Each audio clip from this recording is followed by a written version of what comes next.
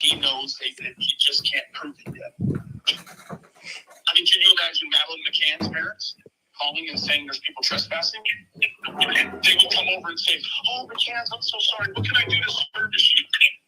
And they didn't want shit to do with the wells. They don't want shit to do with the wells. They aren't treating out. Cliff Evans, he came up on that hill, and he was a very, very decent man. But what he did is he just came in as the good cop. Now, Macklin is the bad cop, and Evans is as the good cop. So, yeah, I don't know, right? But if you look at it the way I've just explained it to you, there is no reason in a wandering away case that a sheriff could ever come back and say they're not being cooperative. You can't be uncooperative in something you don't know about unless you actually know about it. So, how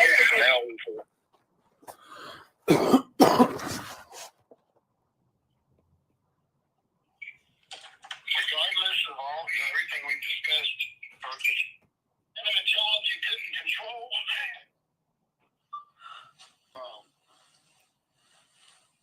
they were like it is no Macklin, he was treating them like shit. As soon as he got out the truck, he was treating Graham and Candace real bad, and immediately I was like, he knows they did it, he just can't prove it. Can't prove it yet. Wasn't no reason why he was supposed to come up there and treat Graham and Candace like shit. He'd go up there, "Oh, I'm so sorry. We're still trying to find baby Summer, and I'm so sorry these people are here bothering you, man." But he got out the car and was like, "Yeah, no, we're not doing none of that." Treated him like shit.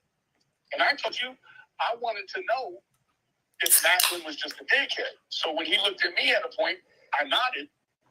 He walked over to me with me towards the telephone pole in the shed, and he was like, "Hey, what's up?" Like, Macklin's a very decent man. He just doesn't treat Candace and Grandma Candace good. Because, in my opinion, he knows they did it. He just can't prove it yet. I mean, can you imagine Madeleine McCann's parents calling and saying there's people trespassing? They would come over and say, "Oh, McCann's, I'm so sorry. What can I do to service you?" Man, they didn't want shit to do with the wells. They don't want shit to do with the wells. They aren't treating out. Cliff Evans, he came up on that hill, and he was a very, very decent man. But what he did is he just came in as the good cop. You got Macklin as the bad cop, and Evans is as the good cop. So, yeah, I don't know, right? But if you look at it the way I've just explained it to you, there is no reason in a wandering away case that a sheriff could ever come back and say they're not being cooperative. You can't be uncooperative in something you don't know about unless you actually know about it. So how can they pass a polygraph but now not be cooperative? Did they actually pass the polygraph? I don't know. I'll tell you this. Hawkins County, they have no way of knowing if they passed the polygraph. They were just told by the TBI. TBI gave that test. They just relayed the results to Lawson. So then Lawson, you never heard TBI say, "Oh, yeah, they passed the polygraph." You heard Dr. Phil first, and then you heard Ronnie Lawson the next night back it up and say the same thing.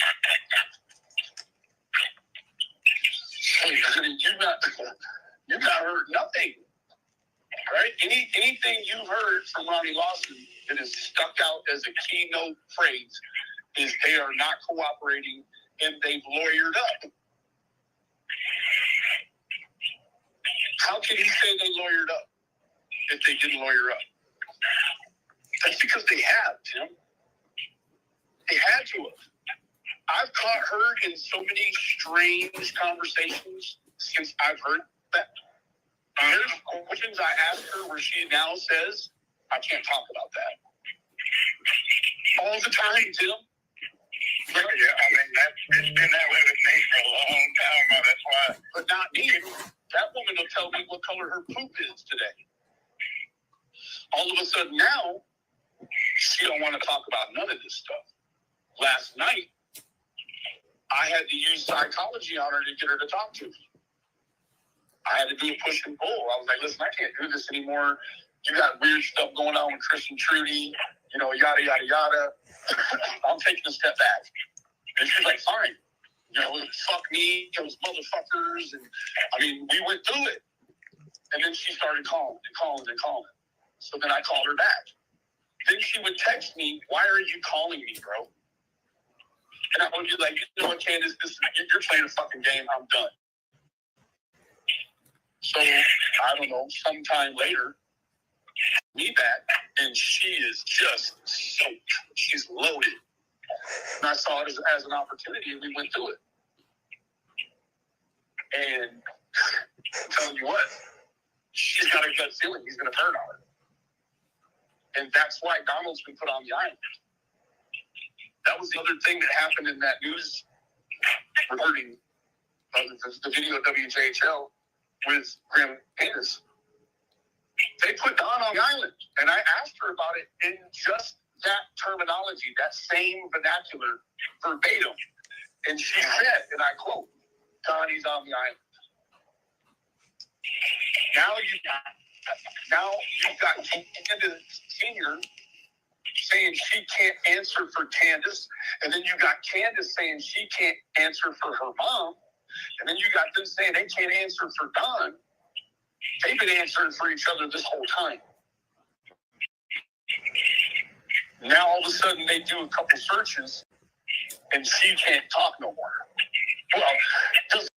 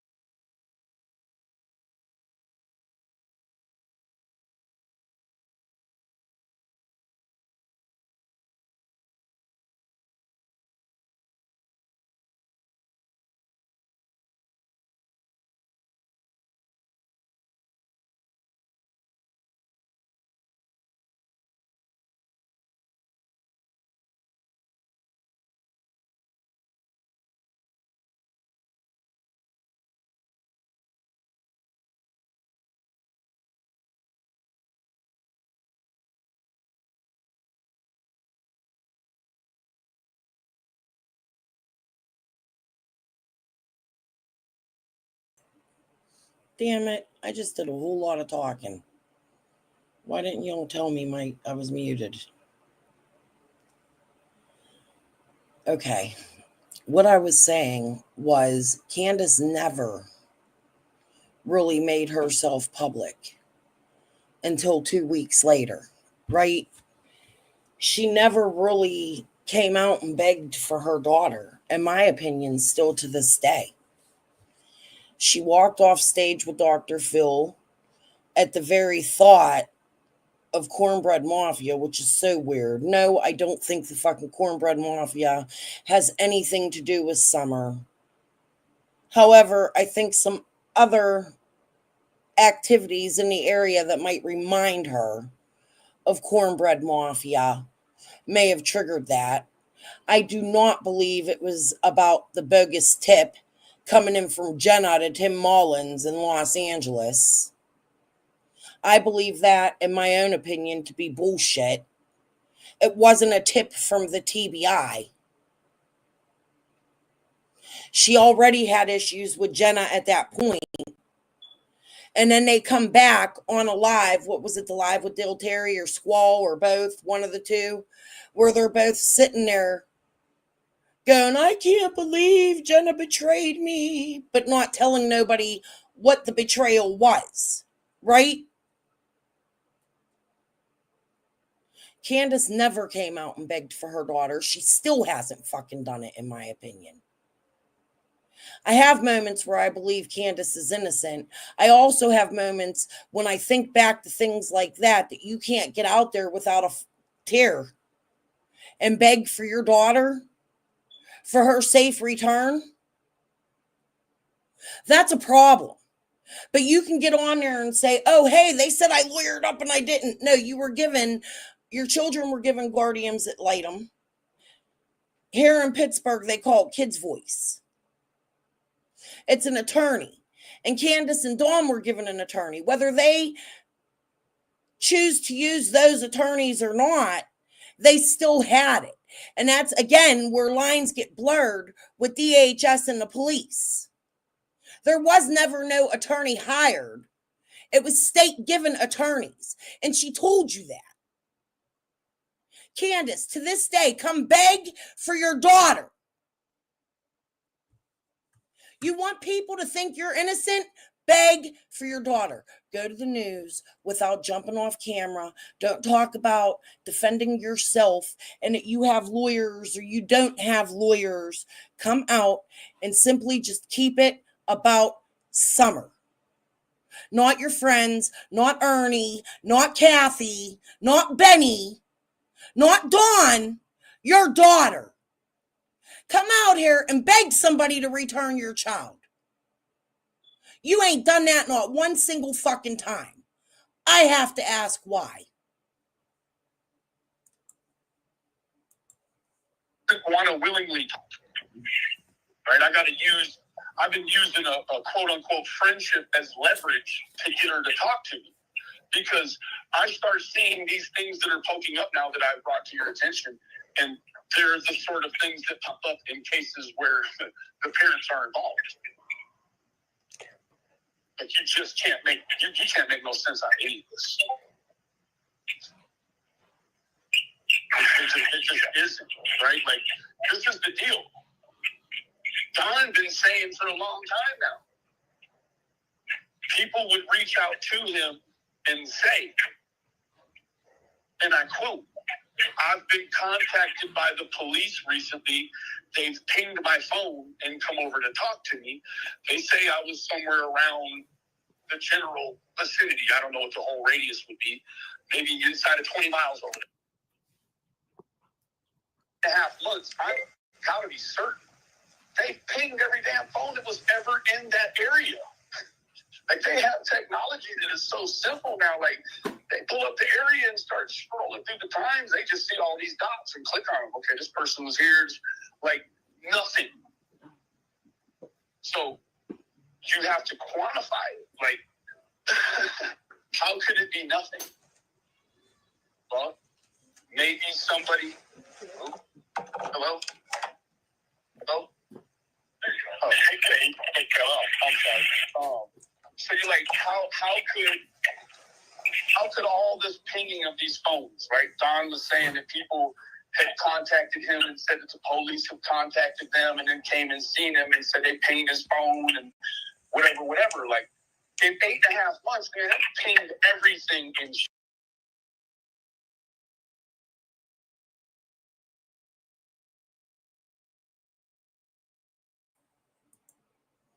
Benny, I can't with these big words. Let's go to his definitions. You got to quantify it. To limit, you have to limit. To bind, you have to bind it. To determine, to express or measure the quantity of. So what are we quantifying, Benny, with your big words?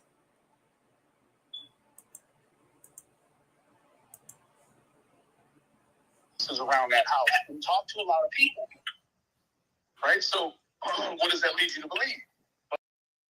He knows that he just can't prove it yet. People, right? So what does that lead you to believe? Well, it leads you to believe that potentially somebody had a situational awareness to not take a phone with them when they did what they did, so that you're not going to be able to line the physical flesh with where the phone is. Now in America, we automatically assume that the body is wherever the phone is. Not the other way around. Not that the phone is where the body is, it's the body is where the phone is. So if you don't take the phone, in this day and age, you're scot-free. If you're not on a camera, you're not on a phone forensics, and the third one, you don't come on yourself. You get away with every crime known to man with just those three components. Because once they got you on a camera or in a ping, you can say forever until you get out of prison that it wasn't you. It's you, right? Like you can't refute that. But when you leave the phone somewhere else and you go do your thing, now we had the emergence of a two-phone scenario by Candace. She even went so far as to say that she did what with her phone? Do it in the back of. My question has always been, oh, hold on.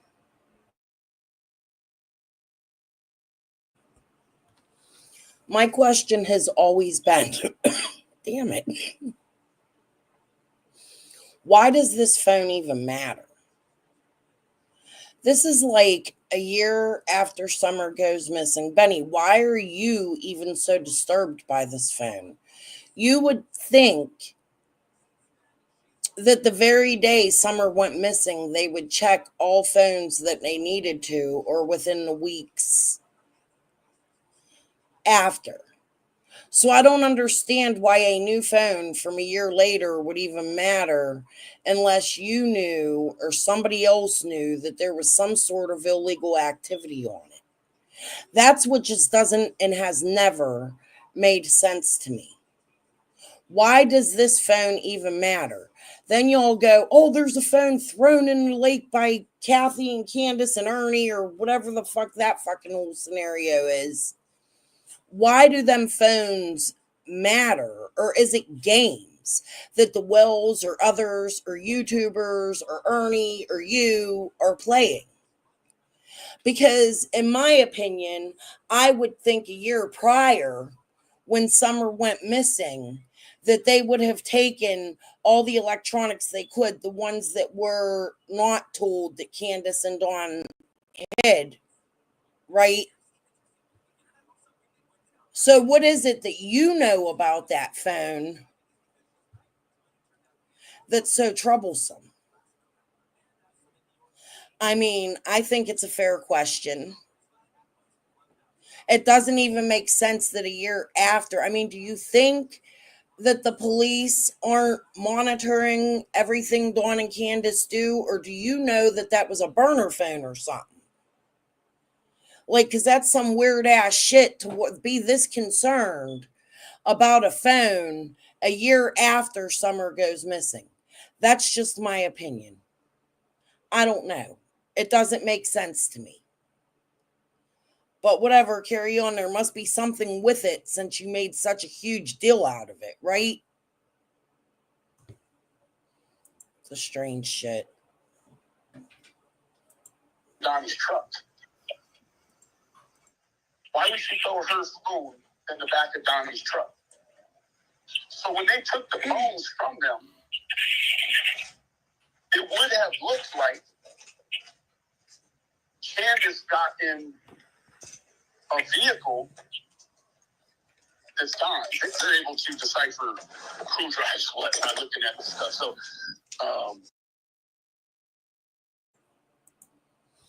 not unless the vehicles are moving.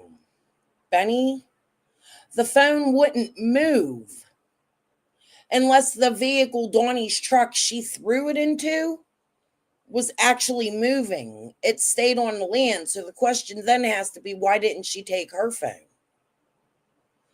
My question would be, did you leave it there to make people think you didn't leave?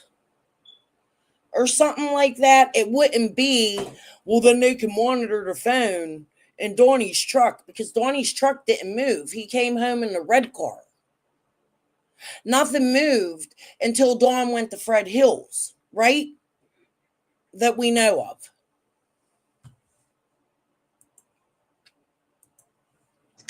To decipher that potentially her phone was in a vehicle where his phone was at. Or do you remember when Candace went to the police station and they told her, hey, we know you left that hill 2 times. She swear. Right. So would she leave her phone there as a way to make them think she didn't leave the hill twice? Because it wouldn't be that the phone moved. The phone wouldn't have moved if it stayed on the hill.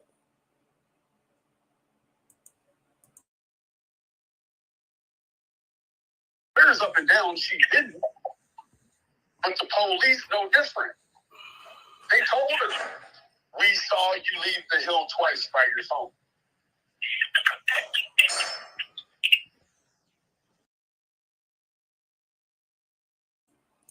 And what's really strange about that is the fact that, yes, they told her they know she left twice with the phone. But on that same day on the news, Dawn was reporting Candace passed the lie detector test. So why are they accusing her of leaving the hill twice and then telling her, oh, but you passed the lie detector test? Again, somewhere where confusion sets in. Wouldn't you think? It all happened in one day.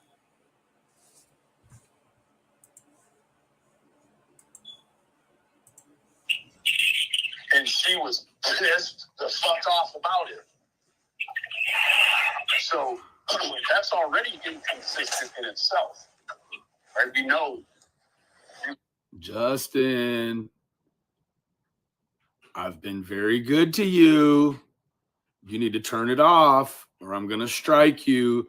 You have to wait 48 hours. Y'all remember Justin's role? The Jose interview. 48 hours or I'll strike you. Dude, go put your fucking pearls and fucking Mrs. Doubtfire fucking costume on. Creep.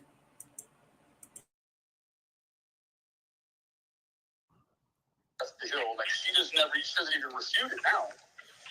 It's just part of the story she can't explain, and everybody pitches her softballs and they let her make it. They don't pin her down about where did you go? Because if you didn't meet Don after you dropped off Hunter on your way back around the mountain, then you left the house a second time like they said you did. And when you left the second time... Y'all see ICU in Ziggy's chat yesterday when I got on panel? Oh, this is going to be good. Like Ziggy was going to rip me a new fucking asshole or something. You fucking monster. Why are you holding the wrench over there? Talking to Chris, bringing out fucking Jose. Why don't you go fucking stomp your sign on somebody's fucking car hood or something, you fucking weirdo? The child had to have been with you. Had to have been. Because if the child wasn't with you when you left the second time, then that means you left the child at the house. It then could mean that that could have been the window somebody came there and took her when they knew she wasn't there, or when she could have told someone, I'm leaving now. Man, Tim, these people, they're involved, man. Like, I've been trying to get them out of it. And I will never go online and say this stuff. Like, I'm just going to ride it out. And then when they get to the end and they figure out Don and Candace did it, or had a hand in it, then the stupid internet gets to say, oh, look at Vinny, you were wrong. I wasn't wrong.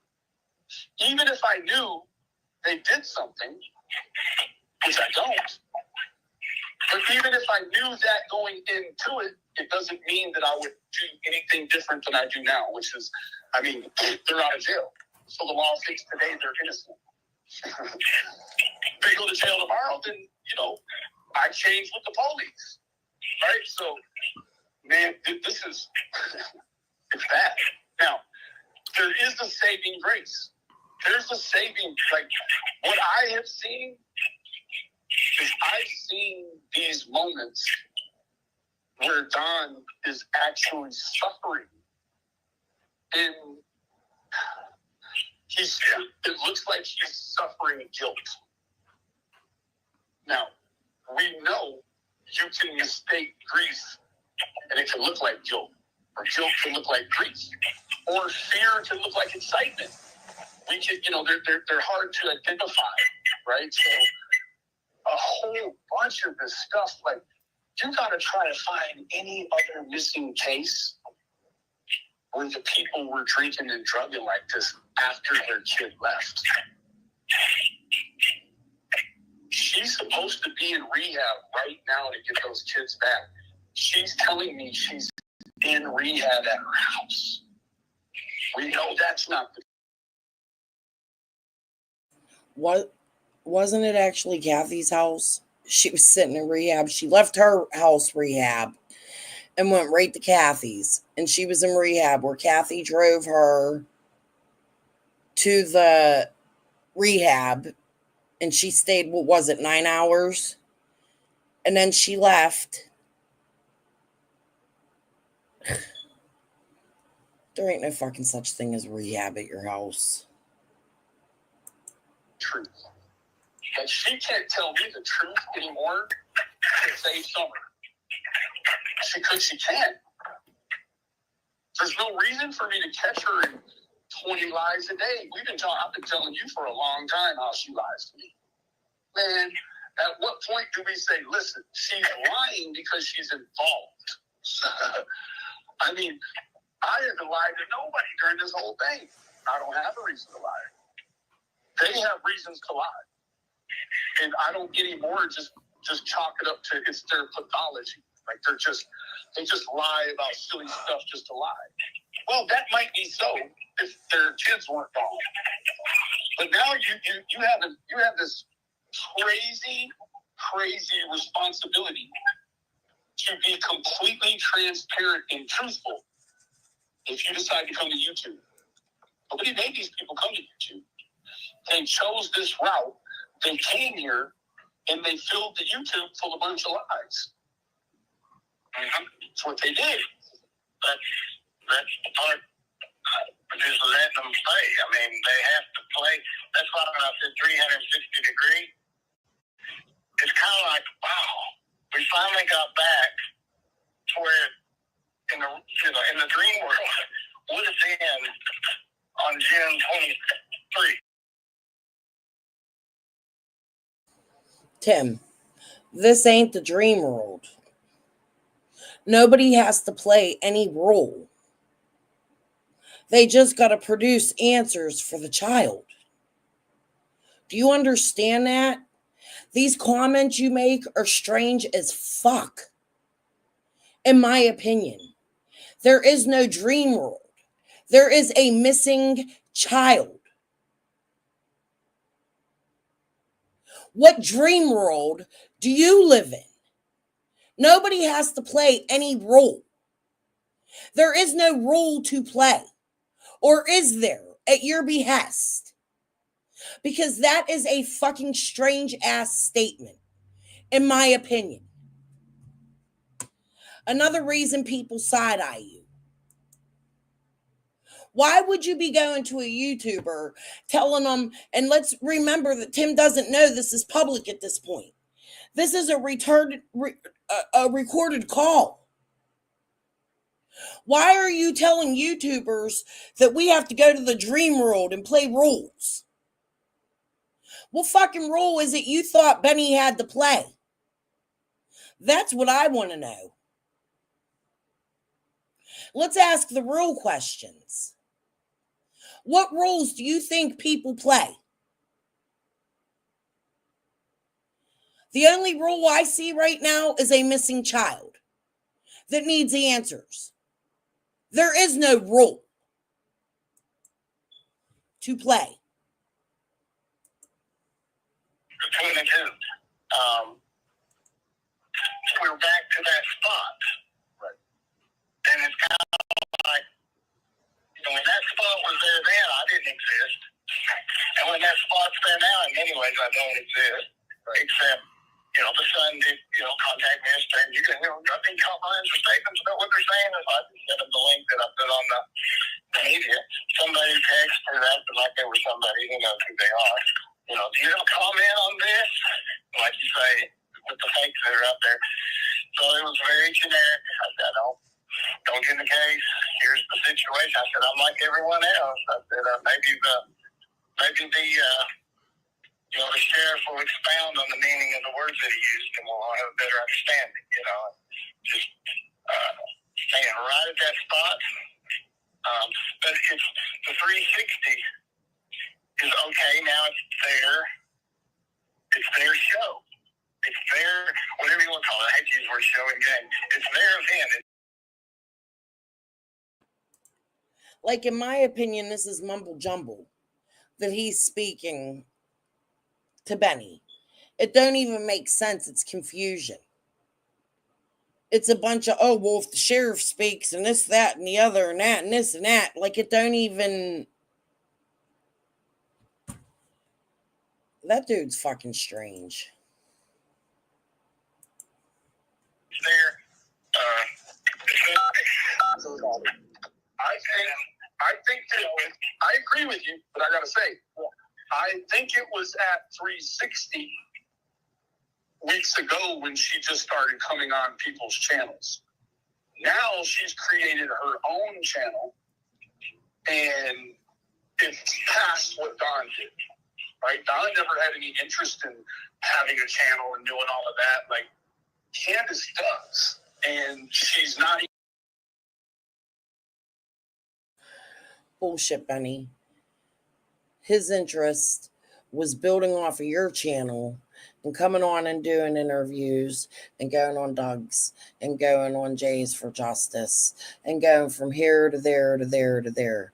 He was here for weeks, if not months, before Candace even made an appearance. That's bullshit. Dawn definitely wanted to be a part of YouTube. In my opinion, he even tells you, I made the mistake coming to YouTube to look for my daughter. No, you made the mistake coming to YouTube. Hi. We can bring you hope with you, telling you to sit down while you read a letter to your daughter that's supposed to have some kind of meaning. You're taking a shit and your wife's over there fucking shooting up, right? Because ain't that really what happened? He didn't give no fucks how he came to YouTube. Pants down, shirt off, saying the N-word. Right?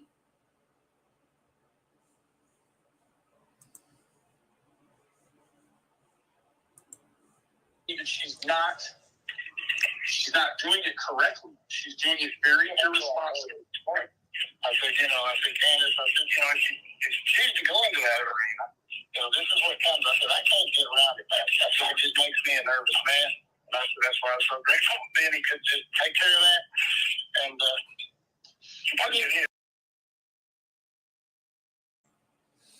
and Tim, the media man, allowed it all. And if you listen to his little set of videos over there, I can't help what Don does when he's drunk, walking along the reservoir. What makes you Dawn's boss, Tim?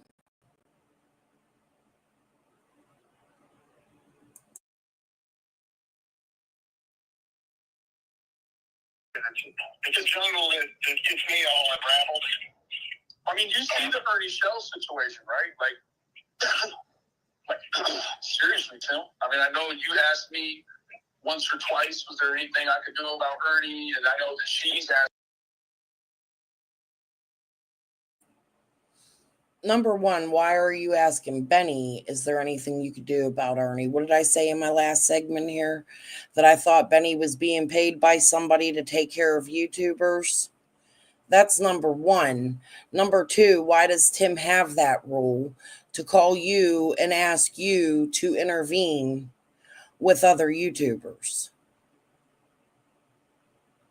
And why the fuck hasn't any of these questions been asked or answered before?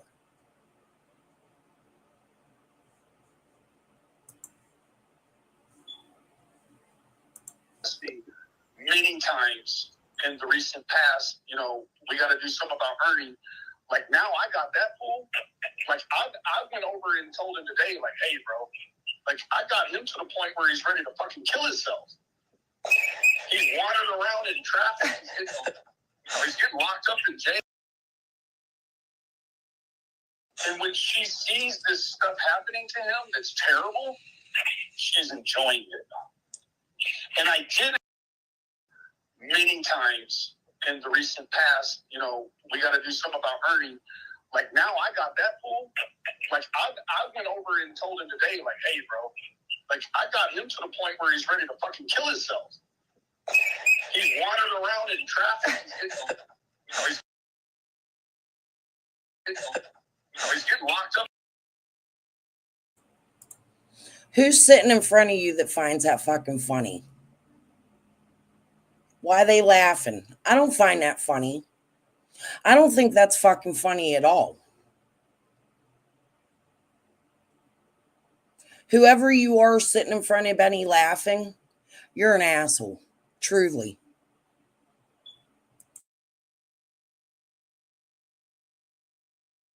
In jail. Like, and when she sees this stuff happening to him that's terrible, she's enjoying it. And I get it, but he's done really bad things to me and said really nasty things about my son and my family and my ex-wife, my mother. But that doesn't mean that I'm enjoying. No, Tic Tac, I have not. I slept. I think I got like 5 hours of sleep. I'll probably just go to bed early tonight. But I definitely slept. I just woke up and I couldn't go back to sleep. So here I am doing what I wanted to do yesterday. But I slept. I'm taking care of me. I took a break. I had lunch with my daughter. We had salad, a steak salad that she made. It was yummy. But thank you.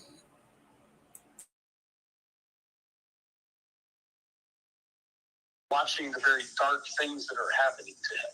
Like, some of the stuff is funny, but a lot of it is like super dangerous, and she's getting a kick out of it. And it's like, hold the phone. Like, she would be okay with me continuing on. And I finally reached a point where I knew that I broke Ernie's shell, where again, man, I went over there this morning and was like, dude, I apologize, bro. Like, So who paid you to do that, Benny? Like, regardless, no matter what we think of Ernie, if Ernie has any guilt or guilty knowledge of shit that really don't have nothing to do with Summer, but just in the community, like, who the fuck are you to go break somebody and then be proud of it with somebody sitting in front of you fucking laughing about it? That actually broke my heart. I think it's fucking grotesque. You should really be ashamed of yourself. Even the fact that you're proud of it or even wanted to do it for Candace, for Tim, for Dawn, forever, whoever the fuck it was. Obviously, it was Tim because you just said Tim called you and asked you, what can you do about Ernie's shell? But you and whoever's sitting in front of you finds that shit extremely fucking funny. I find it extremely fucking disgusting.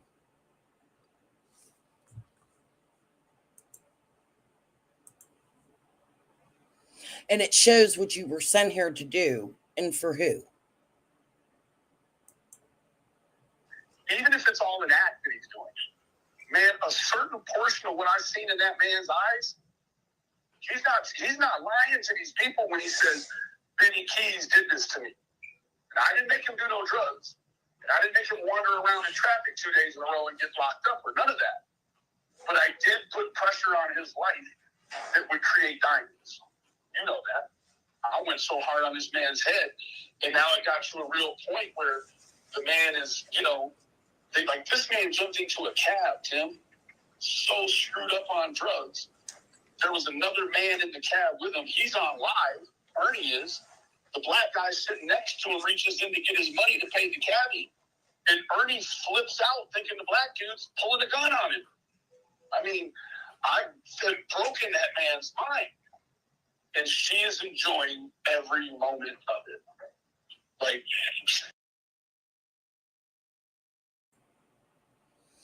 and so are you, because normal people wouldn't want to do that to a human, right? Regardless of the situation.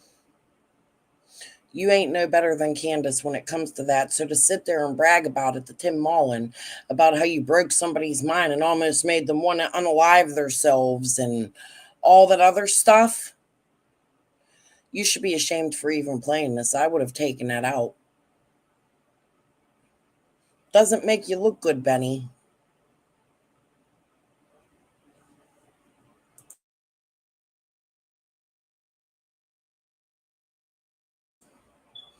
Ernie Sheldon. He's talking to Tim Mullen, and it's about Ernie Shell. You'd have to go back. I played a lot of that when Ernie was coming up on my panel and stuff. I don't know how long ago it was. You'd have to look, but it's out there. Just look it up. You can see Ernie's meltdowns and breakdowns and all the weird shit, which might have been an act. I don't know. The whole thing's fucking weird, but the whole fact that Benny will say, "Oh, I did that for you, Tim. You know that, Tim." Why? Who is Tim Mullen but some guy that runs a fucking newspaper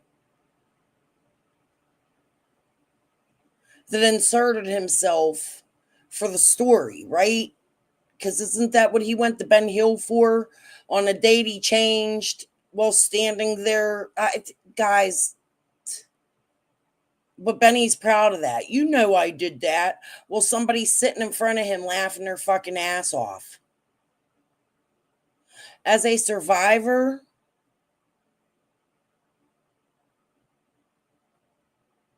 of, not survivor, that's the wrong word. As somebody with a family member who unalived themselves,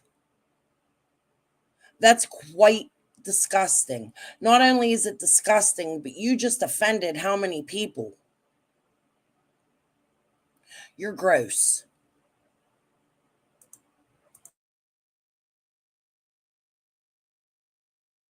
she originally told me that I asked her, I said, "Has Ernie ever been over to the house?" She said, "No." Then the next day, she calls me telling me that her mom saw Ernie down at the bottom of the driveway, and that now there's this bag of dicks, the dildos. And so initially she told me that the dildos. And again, why is that person laughing? That would leave me to believe that you and that person put that bag of dicks right in front of Dawn and Candace's home, or had it set up to do so, because that's weird as fuck. Why does anybody think that that's fucking funny? There is a missing child. It's not funny to play games like that. None of this is funny.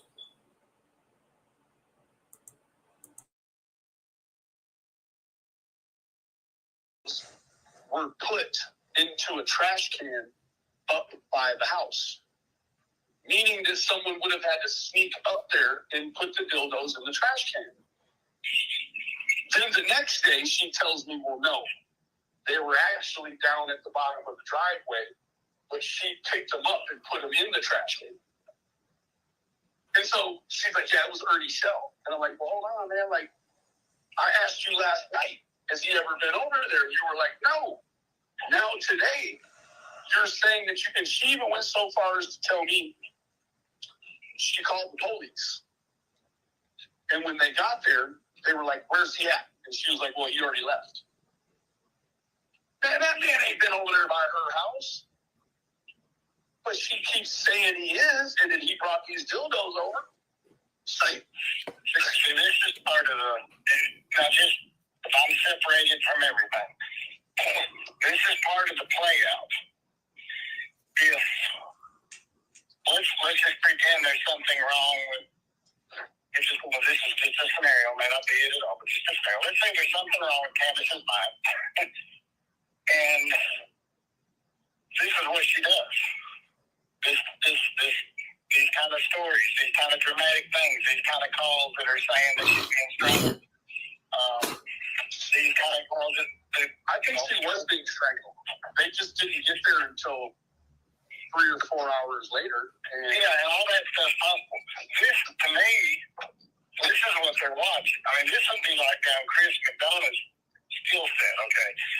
This is what you watch, what they do when the scenario changes. In her case, suddenly, Dawn wasn't there to basically control the situation.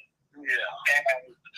And so they have to manifest what they're like because nobody's got to see what they're like because nobody saw what they were like before Summer disappeared really very well, except, some of the child stuff. So it's all like, that's why I said 360. It's back to the spot to where we're almost onlookers to watch what they. But Tim, you're someone who just met them making bread at the church or at the parade or whatever the 10 fucking stories are. So how would you know what they were like before Summer went missing? Again, a statement that would say that you knew them prior to Summer going missing. Just like Candace's, the TBI asked me to write down anybody who knew Summer and the boys and the this and the that. Do you remember that statement from the last live I just had? Yeah, because that was said too. Right?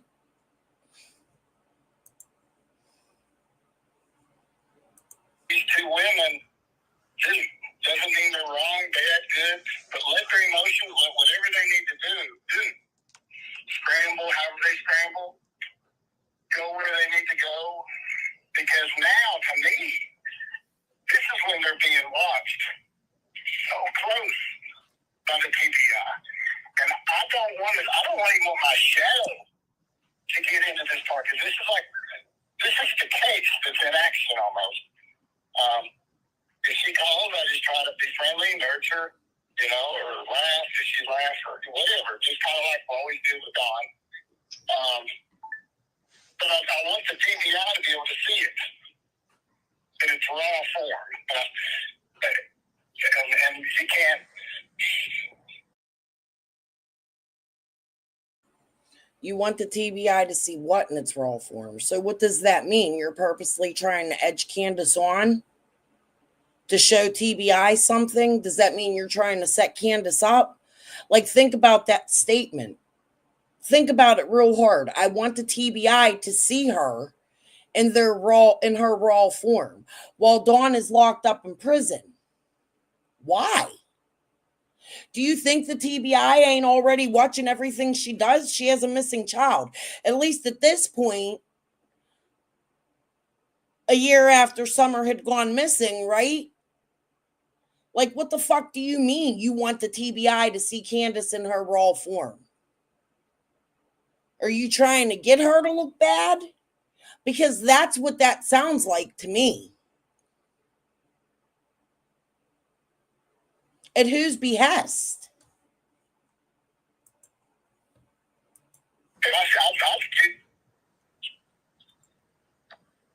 Let me tell you something, Tim. Since you're in right now while this is unfolding, because this could be the answer. And now you're on the front lines of YouTube, so you're in the digital world that's active. It's real active on this. But in many ways, you're still a distance because you're in the digital world. You're not in the real world of the case. If you show up on her property.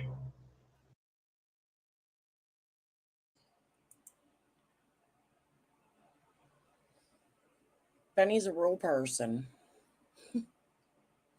I'm pretty sure his garage wasn't drawn up by a digital world.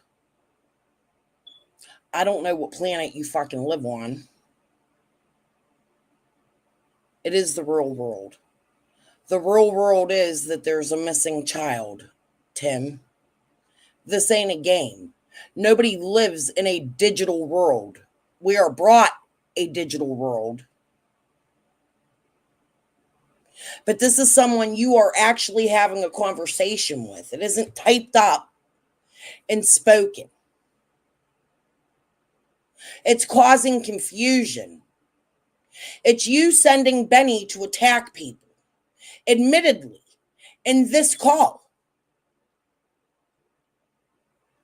That's not the digital world, Tim. It has real life implications on people. Did you send Benny or Linda or Chicken to file lawsuits on me? Because that's my real life, and I have to question that. Since you're sending Benny out to attack people, right? Like Ernie Shell, and your digital made up let's play rules fucking world. This ain't a movie, Tim.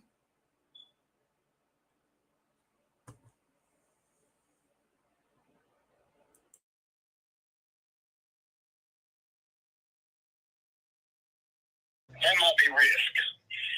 To show up now and actually be there, that might be risk. Just because they're studying the case now and the play out of it. But your digital world's the digital world. And you're pounding and popping and whopping and, just trying to, you're having to deal with this insanity that's never quit. I don't see how you do it, to be honest. I just, It's killing me. I go for it. It's killing me. I mean, it's stressing every relationship I have. It's murder. It's murdered my marriage. I mean, that and other things, but just was like, man. Benny, you are a grown ass man. You murdered your marriage. I'm just going to come out and say it.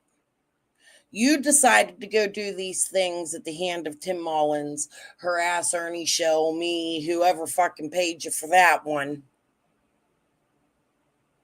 In my opinion.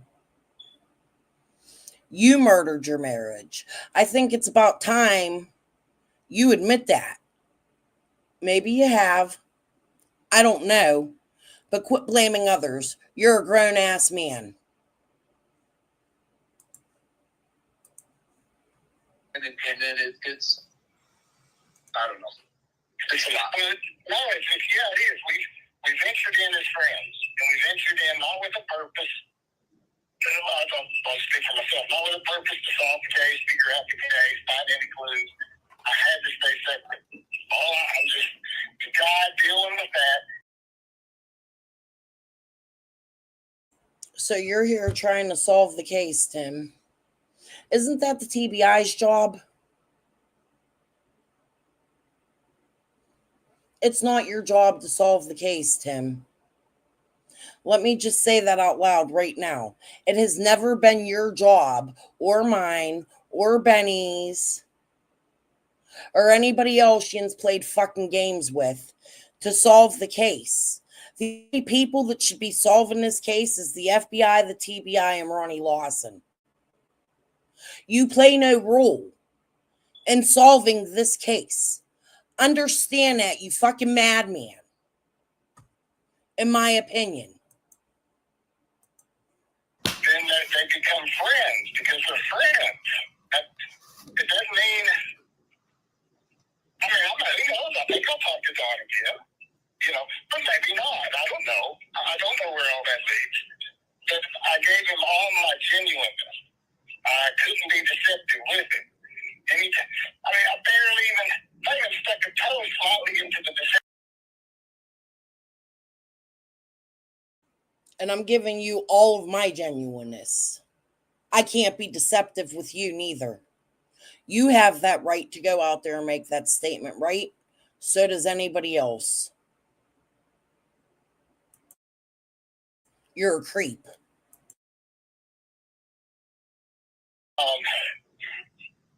Because it was basically both of us.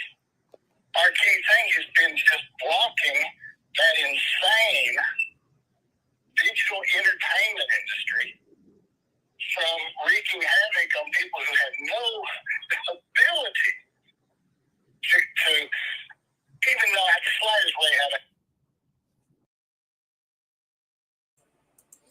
You're blocking the entertainment industry. Which portion of it? Because you're allowing them to come to YouTube as a media manager, right? They're allowed to do that, but they can only go to Dr. Phil. Why haven't you media managed and set them up Good Morning America and other news things? Why are you stopping Candace, trying to stop Candace from going to the news? That's fucking weird. So we're trying to block the digital world. No, Tim. Summer's face needs to be out there. There is never a reason to block Summer's face or her parents coming forward and speaking about their missing child. So why is it your job to block people from talking about Summer in the media industry? I don't think that it is. Did you block Candace from talking to Dr. Phil, Tim? Is that what that was?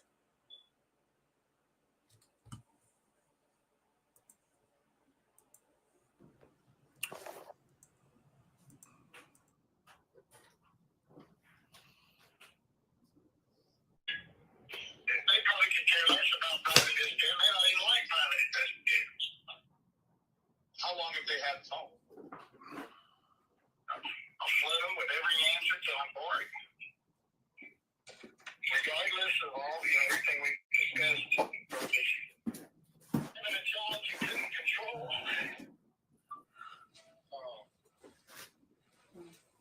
They were like days in 8.5 months. She's supposed to be in rehab right now to get those kids back. Like, yeah, it was already shell. And I'm like, hold on, man. Like, But you can be there for them and help them through until the real thing happens, and that's like girl found a court case. That's the real world. yeah. I mean, they definitely could have continued to do what they were doing and what she is doing now. They just wanted to do it in front of an audience. That's all. Like, that part is super weird.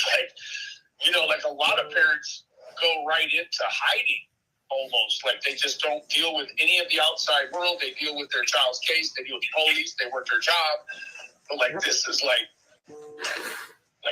rock star status. Like, look at it. Well, yeah.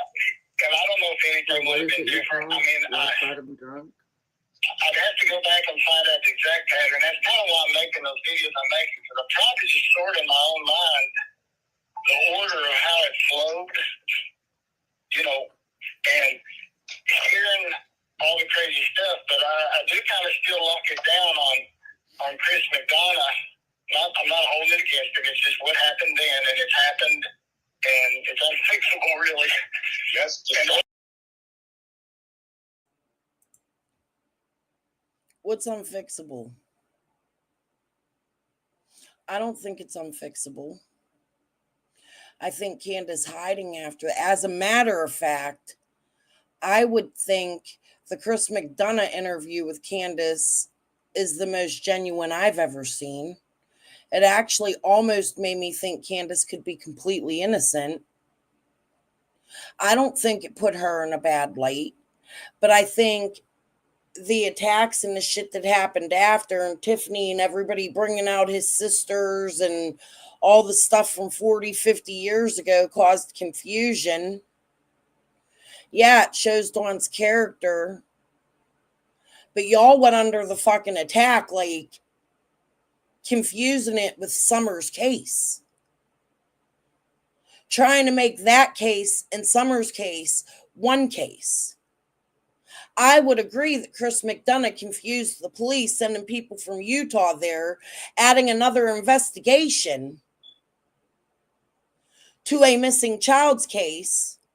I would agree that that would cause chaos.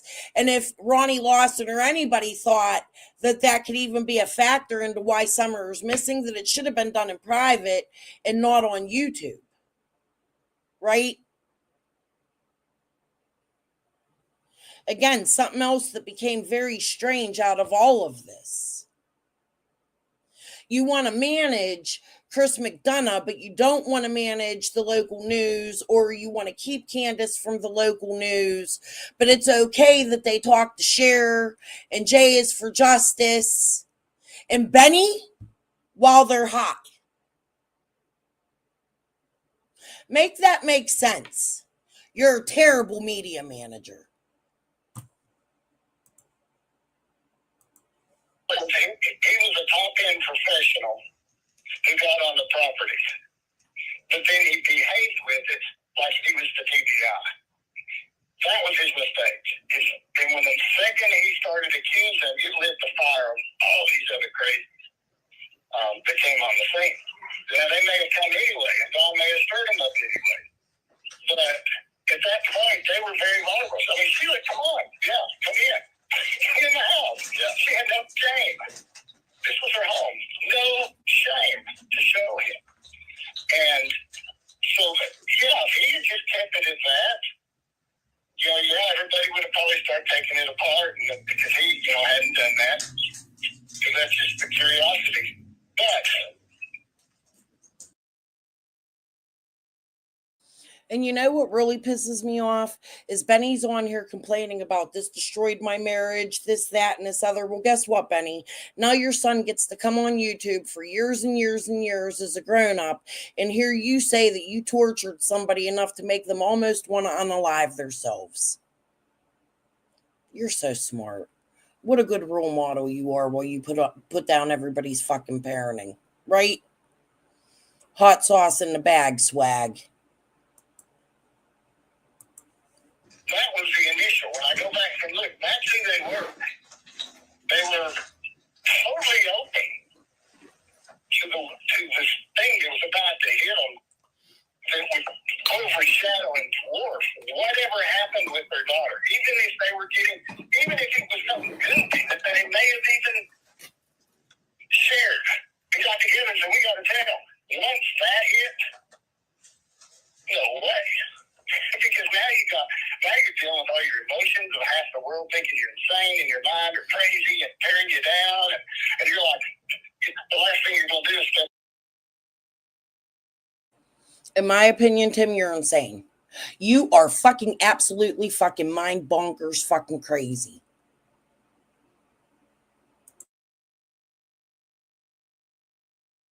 Something goes, yeah, this happened. So to me, it just is at that point, because I know that night, that person that night told me they had seen her. And I hadn't communicated a lot with Don, but enough. And I let him know. I mean, his immediate response, I could feel it on the phone. My legs were shaking in the store. You could tell this is a dad who just heard something, maybe some hope. And boom, just like that, I have a detective calling me that I didn't even know, private eye, Chris. I didn't know he existed. And I get this call, hi. He goes, hello, I went, private investigative. They got a PI. I was like, oh, there's a normal guy here. But Don wanted that child. Where is she? That was his response. Now, I just can't grasp that he's that great of an actor. But he might be. That's 95 to 90%, 7%. No parent should be acting when they have a missing child. Tim, I would implore you to quit looking at real life scenarios as a movie. They're not.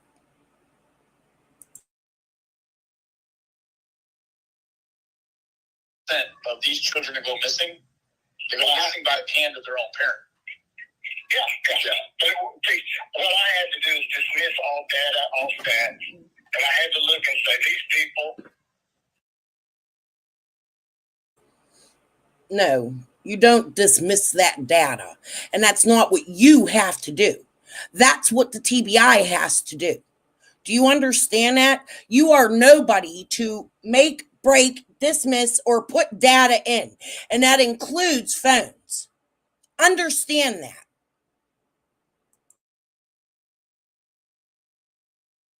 And that's really what the video that they start showing. I was just, hey, Robin, I mean, if Robin didn't exist, it really wasn't weird that I got in. But when you see that I knew Robin, and I had this idea, it would help them because they're getting pounded just to place they could their stuff. You know, the normal person would go, yeah, okay. Hey, thanks, yeah. And they'd be sitting there. Donnie would never even look at the website while I was at their house. Way later, I thought they were looking at it. But usually Robin would say, yeah, I'd say, would they like this posted? And she'd say, yeah, Candace could go ahead. And they said yes. And so I'm doing all this for probably a month almost, or longer than that. Thinking they're always looking at it like you and I would do, you know. And when I was at their house and realized they hadn't even looked at it, that's when I realized how totally dysfunctional they were when it came to the media. They were used to it, that they were totally, I mean, not even the curiosity to look at the website or the brain couldn't program it or whatever. No, I think you're right. And so they had no one to look at. They really did need help. It's like, to me, it's a choice to not go look at a website that was created to help find your daughter for a month. What do you mean? It's a choice, or it's just a completely damaged human who a website means nothing because they're so wiped, just wiped.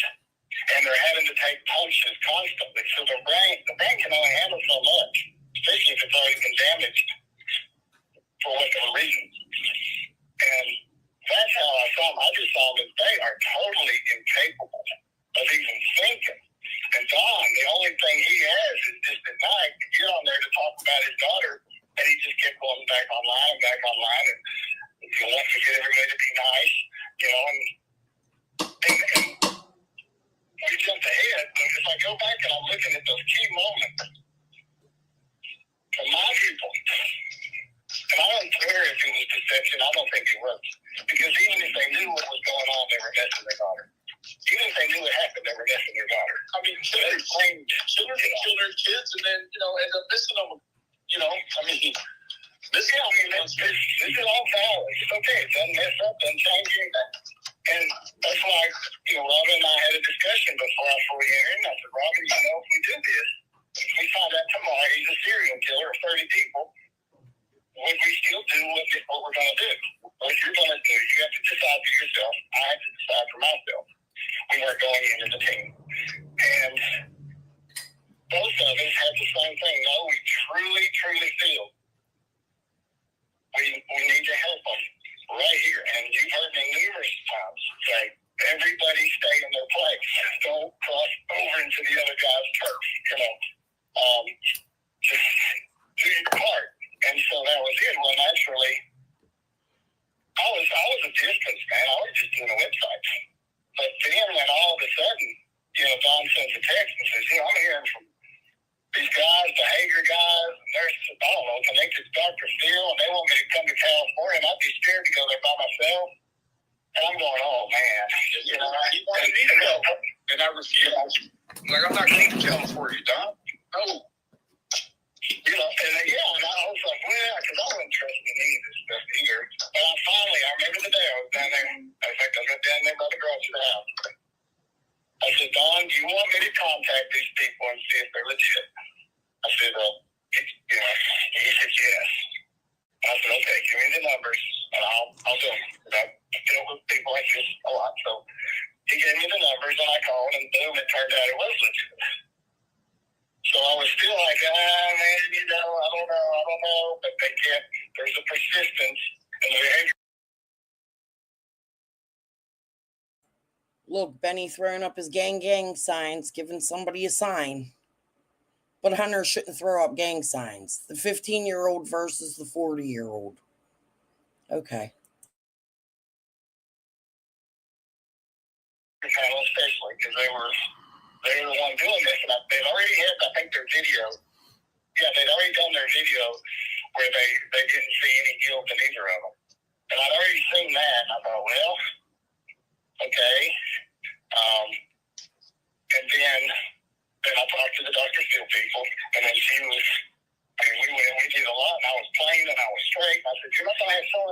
not going to do sneak attacks. You're not going to do that. Suddenly I was like wide open. You know, Joe, wide open manager type behavior. Yeah. And we want to empower. We really like Candace Brown. We want to empower her. We want her to, there's people who never get to hear and want her to be able to be a spokesperson. And I think that was legit at that time. And so then finally, the discussion kept going, and Donnie kept like, I can get her name out there. I can get her name out there. And I did not want to go. I didn't feel good. My body didn't feel good. I didn't know if I got on a plane if I would just like crash. I battled my body so much in December. And so finally I remember the time where I just saw these two will be eaten alive if they go to Hollywood by themselves. And I sat down with Mom and Dad. I said, Mom, Dad, I don't think, because I kept thinking of other people that you go for. I was the Navy, and they had somebody in mind. I kept thinking, those people don't know nothing. They don't know. They're walking, they think YouTube's bad. They're walking into the big leagues. And I told Mom and Dad, I said, I just don't think they can do it unless I go. I thought YouTube was bad, but now we're walking into the big leagues.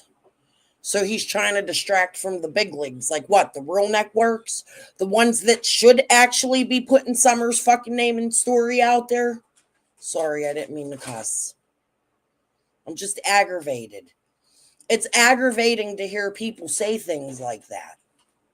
It's okay to bring the addicted parents to YouTube, but let's not have them go to the national news and beg for their child where they should be, right?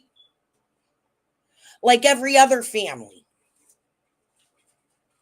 But no, let's keep them from doing what normal everyday parents should be doing.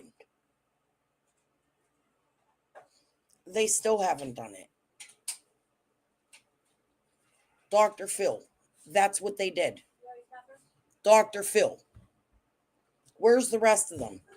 How many more? Almost 4 years later. I wonder, for Summer's birthday, will they go to a national news source? Oh, wait a minute. America's Most Wanted did a, 5-minute segment?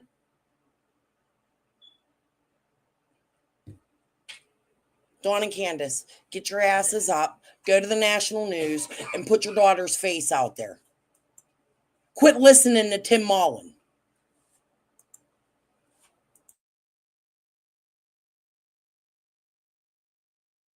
And I thought they might go, they went, Tim, if you feel you need to go, you go. And I was like, okay. And I called Don and I said, if you want to go, would you want me to go? And yes. And so I said, okay, I will do that. I said, I'll do that. And then we kind of had to block off some other stuff. And immediately JTL was getting a hold of me and was trying to they wanted to go to California. They wanted to follow us with cameras. I'm going, whoa! So immediately I had to go in full force protection, contacting Dr. Phil and Vision. They finally got their big people, and their big people stopped the JHL. And I already told Stephanie, I said,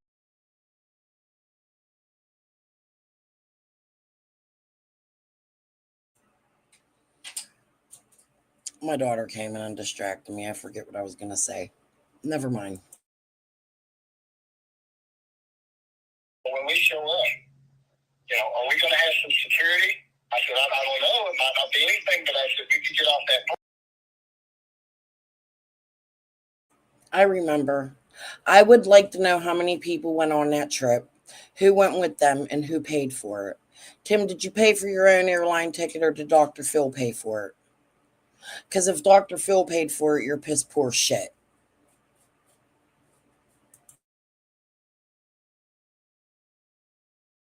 And there could be some crazy people that are already made a comment.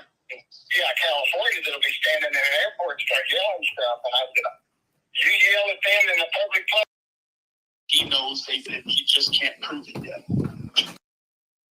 I mean, can you imagine Madeline McCann's parents calling and saying there's people trespassing? They would come over and say, oh, McCann's, I'm so sorry. What can I do to service you? They didn't want shit to do with the wells. They don't want shit to do with the wells. They aren't treating out. Cliff Edwards, he came up on that hill, and he was the very happened, but every moment we were in California, it never let up. And yes, I had to be manager. I didn't, I gave them their distance, but that was the job. That's what we did. And I had to keep it going until the show aired, and they stopped the airing because they wanted the sweets on TV. Right. And really, once the show aired, we kind of handled that big burst of media then. Then it was just, things began to calm, and then He had to handle the big burst of media. The 10-minute segment on America's Most Wanted, the 2 segments on behavioral panel, which was connected with Dr. Phil, and the 1 segment on Dr. Phil in 3 years, all in a month's period of time, right? What more has been done since then besides WJHO or WVLT? Not much.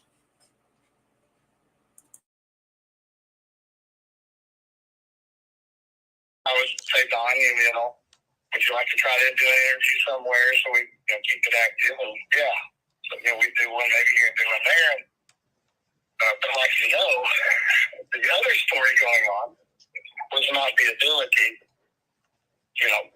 We weren't controlling their life, so they kept making their own life decisions. And their own life decisions just brought us to the current scenario.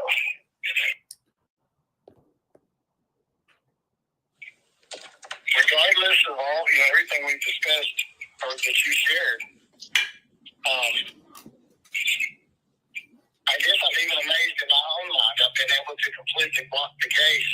I listen, but it's like I still don't have any closer clue now if somebody asked me than I would have then. I mean, just because I know their personalities, just because I know they're lying or not lying, I just have nothing to do with the case. I mean, I've been around people enough. If you don't know them, how do you know if they're lying or not lying? I mean, you can't, besides media managing, you can't possibly have spent that much time with them to know exactly what kind of people they are a year after summer if you don't really know them, right? I wouldn't be able to tell if they were lying or not. I still to this day can't tell you what they're fucking lying about and what they're not lying about. But you have the tell-it-all psychic experience, Tim Mullins. You can tell when Dawn and Candace are lying. Better so than the TBI or law enforcement? Please answer that. You're nobody important. Please know that. Maybe stuff that happened 15 years ago, whatever, that they have covered their whole life for. I haven't a clue. And all I saw was that each of them were grieving, were sad, moved fast, got excited when we were in California and they thought that little girl was her. If anybody needed convinced, once again, they'd be good actors. When we were in California and they thought that little girl was her, if anybody needed convinced, and all I saw was that each of them were grieving, were sad, moved fast, got excited when we were in California and they thought that little girl was her. If you grieving, were sad, moved fast, got excited when we were in California and they thought that little girl was her. If anybody needed convinced, once again. Again, something that didn't come in from the TBI.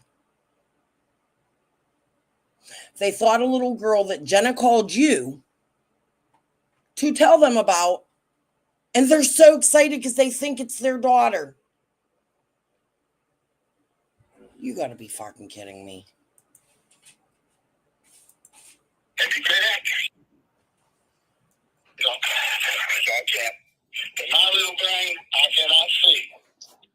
Their mind, she's alive. That's all I know. Their mind, she's alive.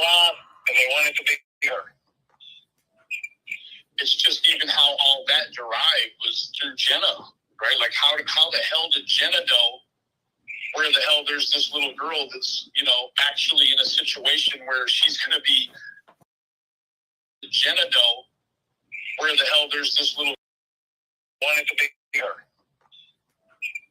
It's just even how all that derived was through Jenna, right? Like how the hell did Jenna know where the hell there's this little girl that's, actually in a situation where she's going to be identified and separated? Like how did even that? I would have to ask the same exact question.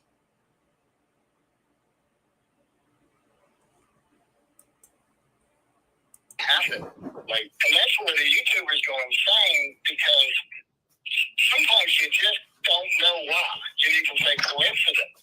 I say, people go, ha-ha. But there's always been No fucking coincidence. You're sending people out for Benny to block and make one unalive themselves. It's not a coincidence. It's something you fucking set up. You fucking weirdo.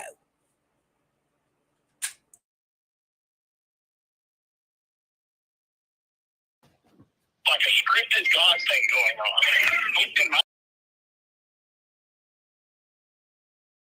A question for you, Candace, would be, why is it that Jenna backstabbed you, but Tim didn't? They were in it together. Right there. It's stated. Remember, Tim didn't know this was being recorded. Right?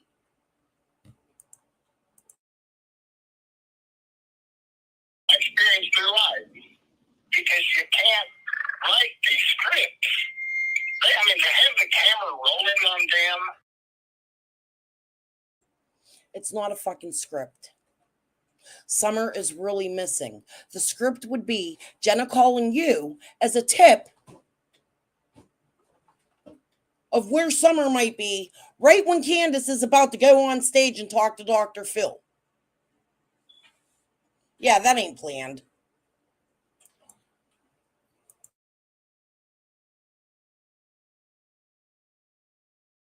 They never showed any of the footage.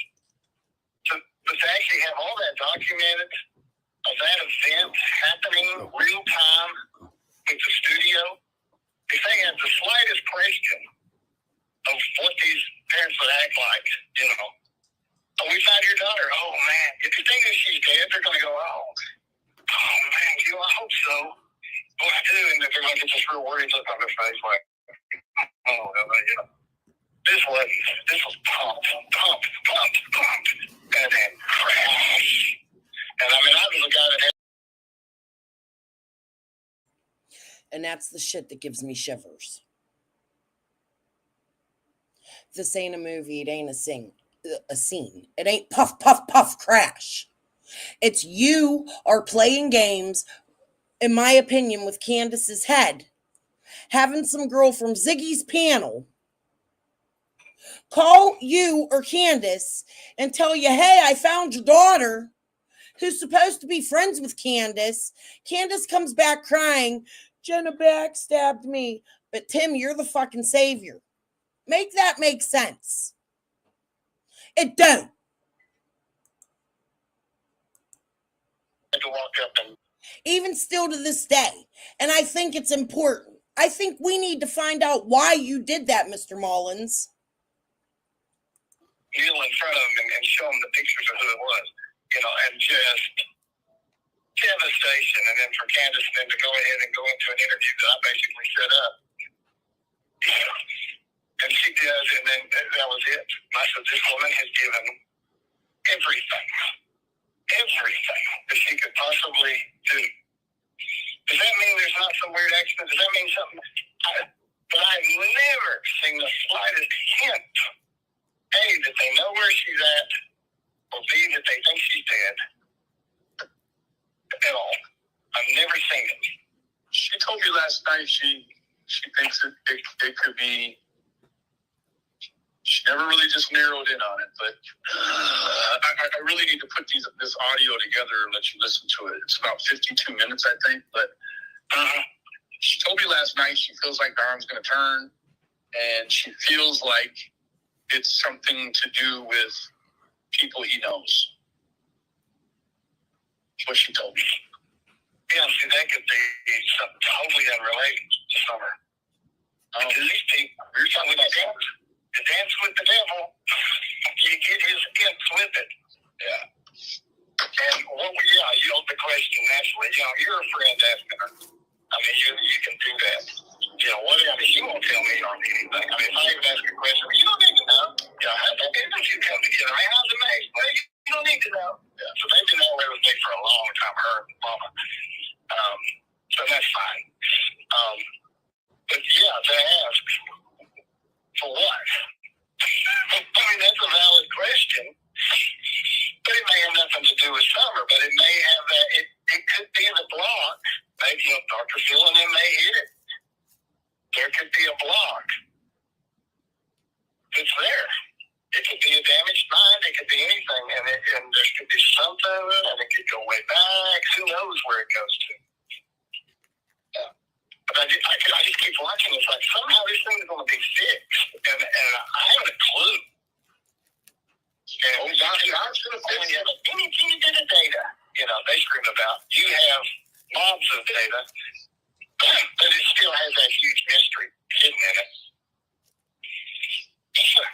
And I know, you got to wrestle with it. You got to wrestle with that yourself, man. And that's my data. We're men. We like to put it all together, and it all fits. And we can be tormented, but without having all the data, there's no way ever to be able to do that. And let me reiterate, it is not your job to have all the data. It's not Gavel's job to have the data. It's nobody's job but LE and TBI to have the data. That shouldn't even be a concern to you as a media manager. The only concern to you should be calling news stations and getting Dawn and Candace on as many national platforms that you possibly can. But instead, you're blocking that by your own admittance in this phone call right here.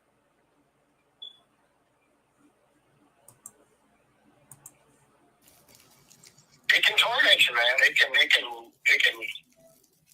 torment you. I want you to crash and burn because it's so tense, especially when they become friends and then this and then all that. And it's like, man,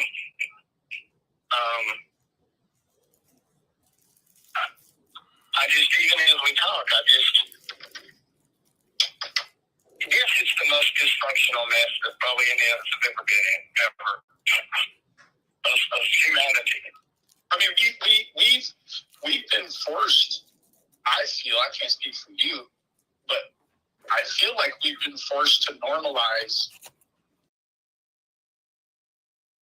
Tim, and just like me, as somebody who comes on YouTube that wants to cover this case and talk about it and show Summer's name, none of us should be feeling it's a destructive manner to our lives. In my opinion, you have helped set that in motion for a lot of creators. You caused the destruction. People like you. People in your area like Fred Hill and Ellie and even Dawn and Candace. Y'all caused the destruction and the confusion that makes us come out here and confuse drug trafficking with child trafficking. Like I asked in my last live, what are we really looking at here? What is it that people are trying to connect and put out there? Because it's dangerous territory. And you know that. You're purposefully causing confusion, in my opinion, in the worst way. It is not your job to pay Benny to come out here and fuck with other creators, to cause confusion. Do you understand that, you bald, weird, fucking pedophile, in my opinion? Go find your horsies and your puppies somewhere else. Why are you playing these games in Summer's case? This is not a game. You're making it into a game. Stay the fuck away from the whole case.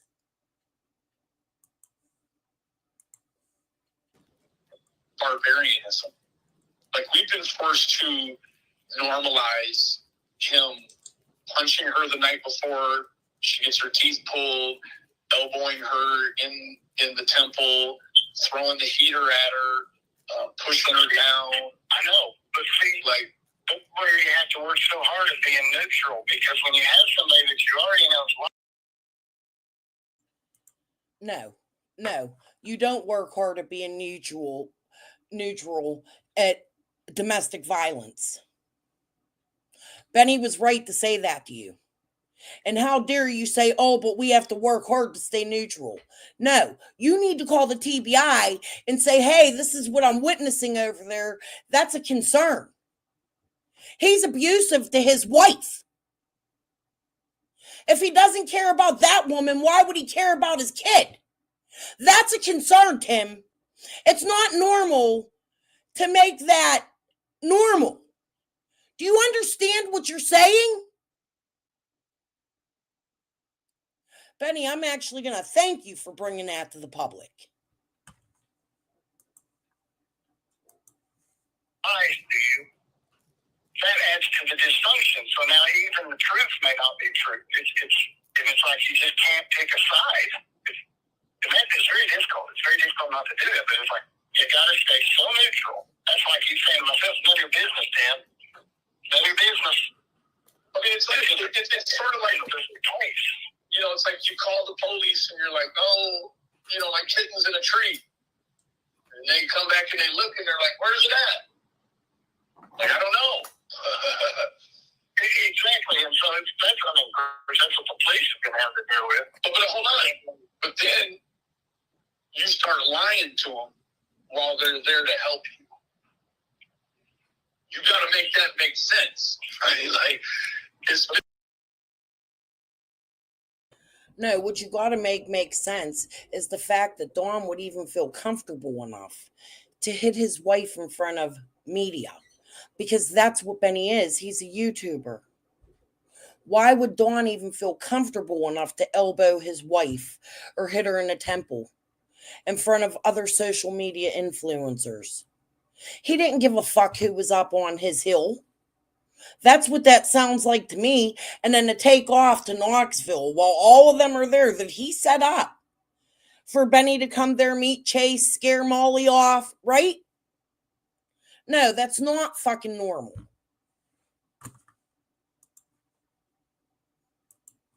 That's where I go back to my saying, I want it to sound like a hard thing. It's just the way I've constantly told myself, and that is, it's nobody's business but the TBI's. You know, I kind of, that's how I just settled in my mind at the very beginning. They don't have to tell the truth to anybody. They have to tell the truth to Chris. They're not required to tell anybody. But they're not. But then again, Truth, they don't even have to tell the truth to Chris. The only people they should be telling the truth to is the TBI, FBI, and LE. I sound like a broken ass fucking record. Even the PI don't need the truth. Especially when he's in the woods with Twister, who's fixing Nita's fucking car while paying for utility bills and collecting people's fucking social security numbers. Right? I'd be running straight to the fucking TBI, in my opinion.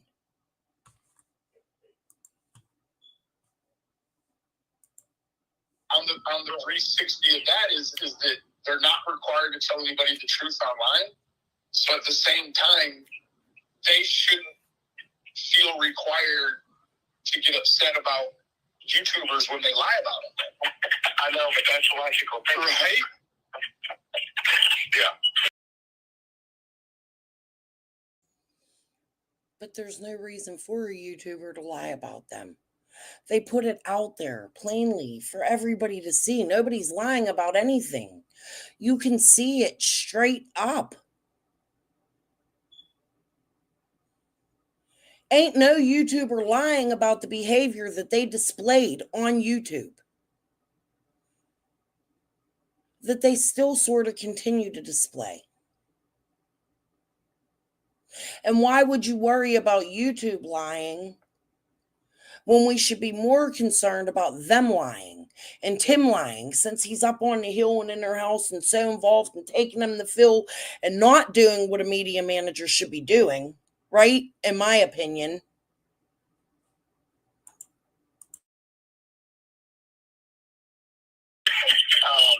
This is in many ways like having two young teenagers. You know, and so there's no way, without trying it. Now it's different when they make you their friend and they're telling you things like she did with you. I mean, she would open up and she would tell him. I assume it was true, might not have been true. Who knows what she was? They didn't make you their friend. If you truly met them after Summer went missing, Tim, you made them your friend. You had no right to go to their hill and to involve yourself in their daughter's case. They didn't make you their friend. You inserted yourself into their lives. If we truly want to believe you met them after Summer went missing, but you just heard Candace say, the TBI wants me to write a list of everybody who was involved in Summer's life. What did she mean by that? While speaking about you.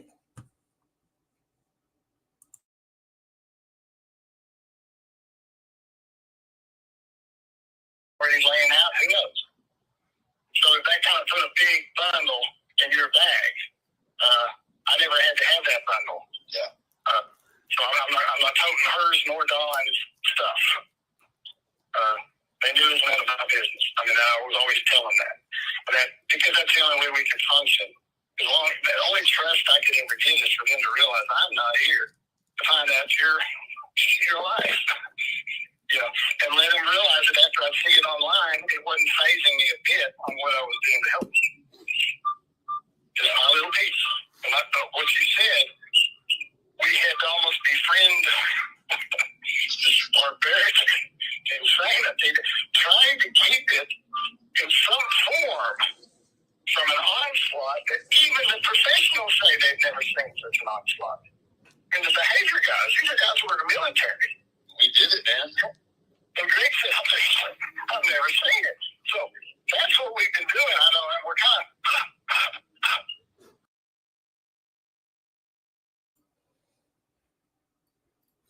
They're guys that were in the military that were paid for by Dr. Phil to analyze Dawn and Candace, which is part of the entertainment business. Wasn't Penny's husband in the military? Wasn't Penny in the military? But she shouldn't be talking to the PIs, or something happened with the PIs. We didn't get there yet. I don't know. Right? So just because somebody was in the military and they make money off of analyzing people, and there's no other national news. Oh, thank you, baby. There's no other national news out there covering Summer's case, we should believe them.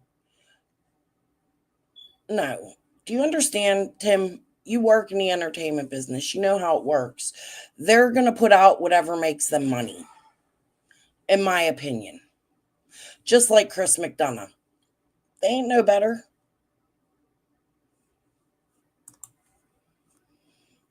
The reason we were doing it is so the case could still function like it might have done in 1975. Before the internet. Yeah, before the introduction of making this stuff interactive. You know what I mean? Exactly. And that's literally is what we've been doing. Shield and block and shield and block and shield. And all, of course, all the onliners say, you're part of the dingus and stuff. You're crazy. But that's the last thing you should be doing, because that's making the people you're media managing looking bad. When you're saying we're shielding and blocking them from going to the national news and begging for their daughter, That don't make them look good.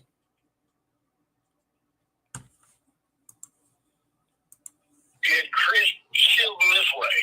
You had Benny shielding this way. You had Robin on this side, and you basically had Jim on this side. And So what, Robin sent out here to shield and block too? That's a strange statement. Odd. we were doing everything we could to try to let these people live as normal, quote, as possible. Yeah. So this case could function like pre-internet, we'll call it that, pre-internet. Let me ask you a question real quick, Tim. Let's say the police got you down there in the box and they want to talk to you. And they come in and they're like, Tim, we know it was one of them, Don or Candace. Who was it? We want you to tell us who you think it was. Total honesty, I'd say I have not a drop of clue. And that's because any behavior I've seen, I could come up with 3 or 4 other scenarios on why they might do it that have nothing to do with the case. I've seen nothing that I could do. I'm being totally honest. Yeah. I can appreciate that. I mean, what I did is I decided that some kook had come up to just see what he could scrape out of the house. And Candace happened to come home at that moment. And he ducked either next to the door or the door was open and he jumped in the house. And I was standing there trying to figure out what am I to do now. And we've all had that experience in life. What do I do now? And Summer came down them steps. And that was his railroad ticket out of there. And he grabbed her before she yelled at whoever they were and took off down to the wood. And I settled that in my mind and I just said, good enough. Just as good as anybody. That's just what I'm putting in my mind. And that's where I'm going to keep it. fair enough.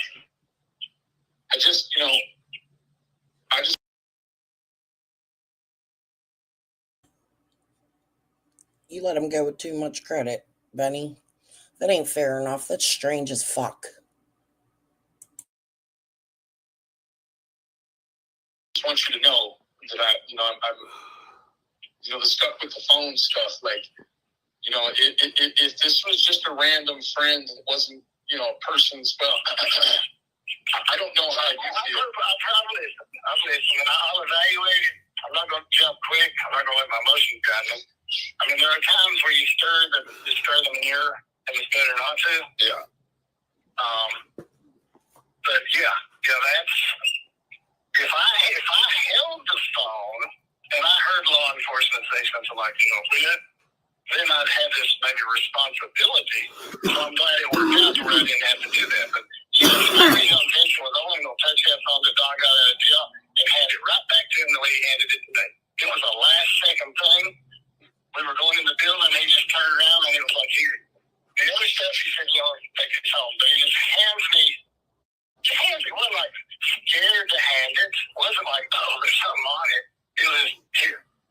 And I put it in the car and fell down inside this box. And then when I was back home, got it, backed it up. So I knew his personal thing to say. There's nobody had ever asked. The first thing I'd handed when I went back to that prison, hopefully in 6 months, I handed back his phone. Here's your phone, sir. And I would have totally done my job. And then one of these things is like, back it up. It's just stuff. Yeah. Yeah. And then if I've contemplated it, counseled, don't want to touch it. Just get this away from me. But You contemplated it. You didn't want to touch it, but in the end, you decided to back it up. If Dawn and Candace wanted the phone backed up, they could do it themselves. It's already backed up in the Google Drive. You have no business putting that phone into your computer. You have no business even having the phone. Like I said, if Dawn left it in your car, you should have taken it and marched that shit right back into the jail. Why? Like Benny said, I'll agree with him. Why would you even want to be caught with it, especially if there's something bad on it? Or is there something on it you wanted to hide?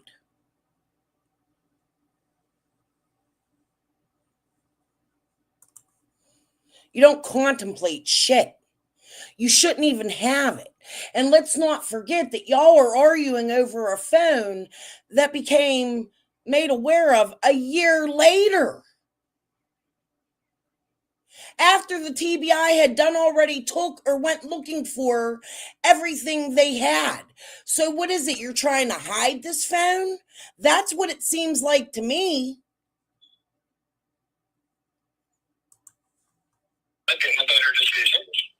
But I was protected. I was still being protected of the California pictures, that were his, and video clips he made, and things, he was generic stuff, things he loved, pictures he took, things we laughed about. So my mindset was still doing this for my friends.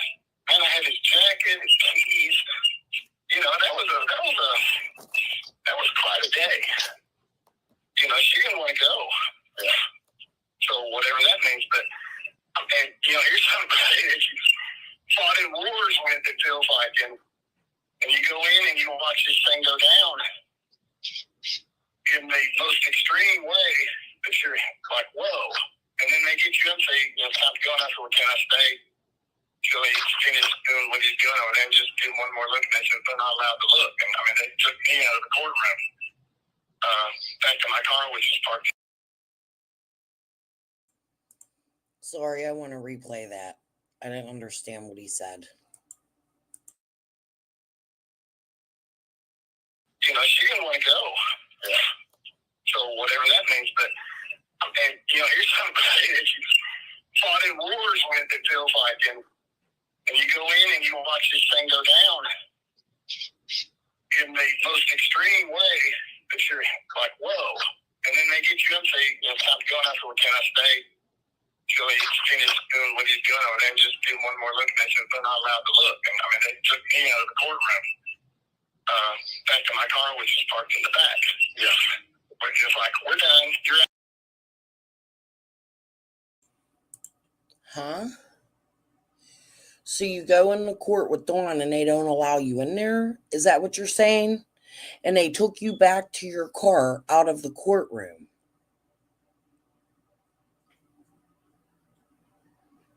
What does that tell you, Timmy boy? You watched this thing go down in the most extreme way. What, Dawn going to jail for a DUI? Was that scary? They don't even want you in the courtroom. They escort you out to the car in the parking lot, and you leave with the phone.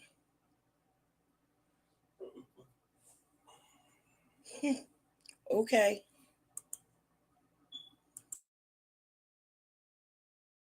Out of here. And I could see the detective staring at me while I was there. He was just, I caught him. He was just like, who is this guy? That's what they're supposed to ask. Yeah. And I hope they've lived life enough to say, and they do good research, that he's just this dude like that Robin. They're just people who want to help. They're in, and they're probably vulnerable, and they're gullible, and whatever, however they want to analyze it. But that's it. So, the phone thing, that was one of those, you're on the line, it's his stuff. It's like the last thing you do for somebody is protect his stuff. Dude, my ex was always in trouble when I went to court with him. I ain't never been escorted out of the courtroom. Like, really think of that statement. You go to court with your friend and they escort you out like they don't want you there. It's not a CPS case. It's a DUI. Those are public hearings. Tim, why would they escort you out of the courtroom?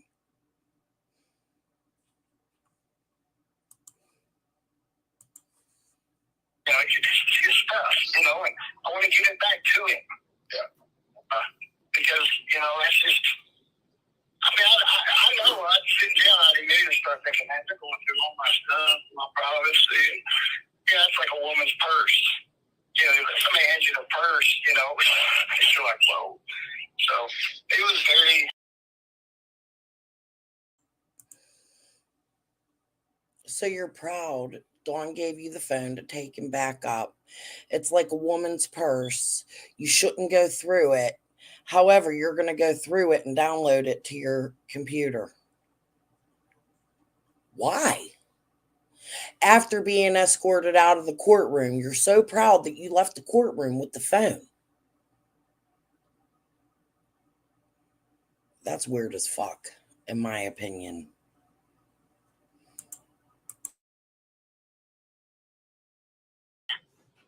It wasn't evil. It was probably the second time I ever crossed the line.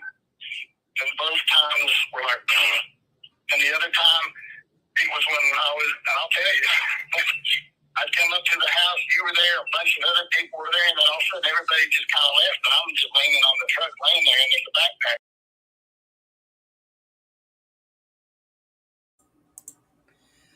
Benny, why do you even let this go?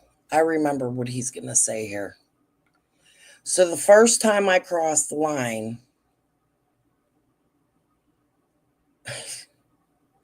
guys, I'm going to go back just a second. I want you guys to listen to this because this is craziness.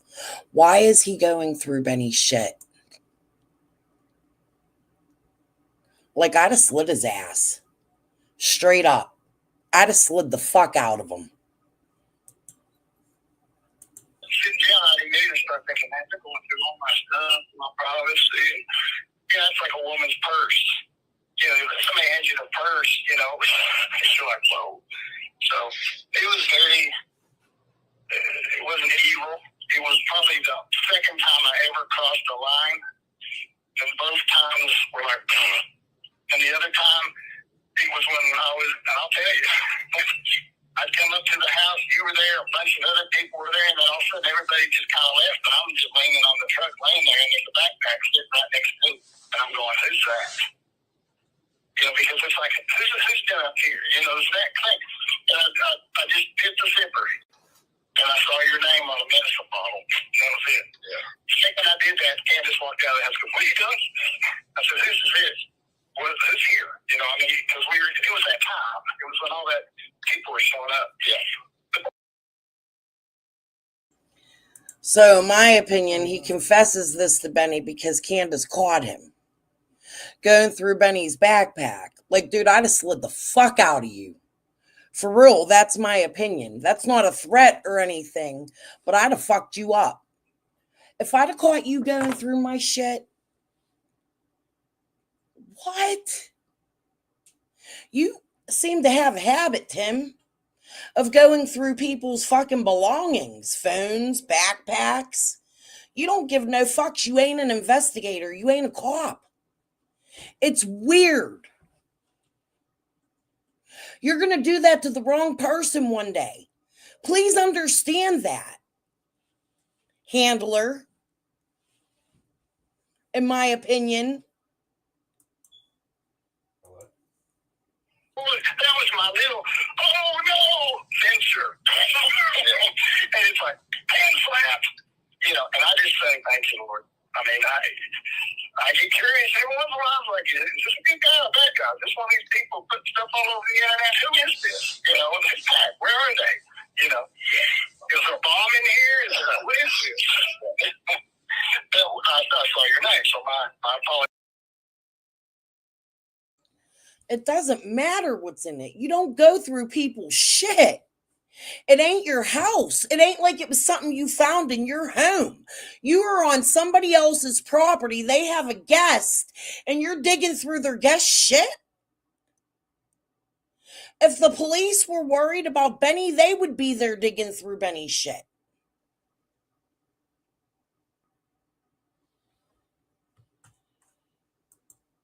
Maybe.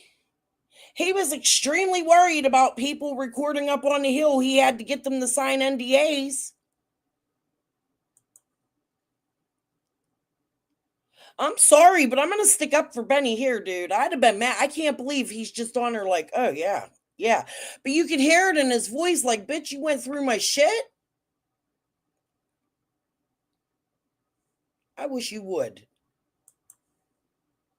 For that? I'm sorry. But that was it. It was just, oh, okay. I think maybe, I guess you've all maybe headed to a store. I don't remember the details. I just remember it was a weird atmosphere moment. Yeah. And, the other part, I guess you could say, I did venture, and that would be the privacy porn. Yeah. But that wasn't a venture. That was a need. In order to protect them from the digital world, that was vital. So that wasn't getting an indication. That was just. What you have done, Tim, is not protect them from the digital world. It's actually the total opposite, in my opinion. I don't think you protected them from anything. You caused confusion, hurt, pain. You didn't media manage them. YouTube's media, Tim. Newspapers are media. News stations are media. NBC, ABC, it's all media. Facebook, media. Instead, you even went over there and made some strange ass fucking posts. Yeah, remember, we commented back and forth. I've spoken to you quite a few times, Tim. I've always felt this way about you. You know that. Did you send Benny after me, Tim? You're a real piece of work, dude. Control the block piece. People like Cam and everybody else. Cam's in a bad. I'll flood them with every answer till I'm boring. And then they're like, oh, it worked. I'm putting up videos now to tell exactly. And, 300 views or whatever, 400. It's like, perfect. It worked. It worked. Yeah. But that's what we were doing. And mostly not bad people. I mean, bad people, yeah, but most of it just inexperienced people who did not know how they could harm other human beings by being online. Right. And it's to protect the family until the American. You don't understand how other people can harm human beings, right? But you're sending Benny to make Ernie want to unalive himself. Isn't that causing harm to another human being, Mr. Mullen? Wouldn't that be the same thing? Think about it real hard.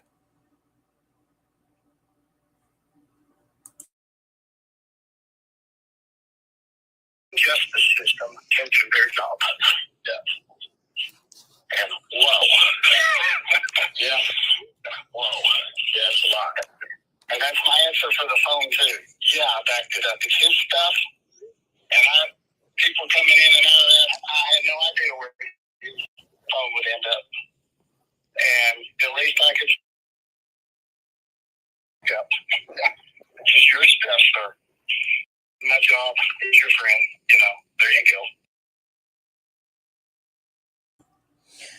Tim, if you have the phone in your possession, you purposefully meant for it to end up in your pocket. Obviously. Right? What do you mean you didn't know where the phone would end up? No, what you didn't know was that the PIs and Candace were going to say, hey, where is Donnie's phone? Right? And then you played games with Candace telling her you didn't have it, and the PIs had to come for you to get the phone. Isn't that correct?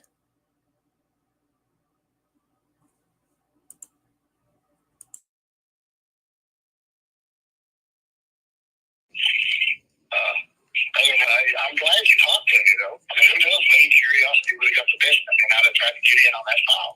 But yeah, I don't want to. I don't want to know what's in that file. No, that's the thing. Now I think, as a disclaimer, quite naturally, there's going to be a lot of metadata that will suggest that file on your computer hasn't been tampered with. So you know, it's, you know, it's one of those things. It's like, you know, it's like somebody accidentally sending you cocaine in the mail, and then you being, so this, I can send you cocaine.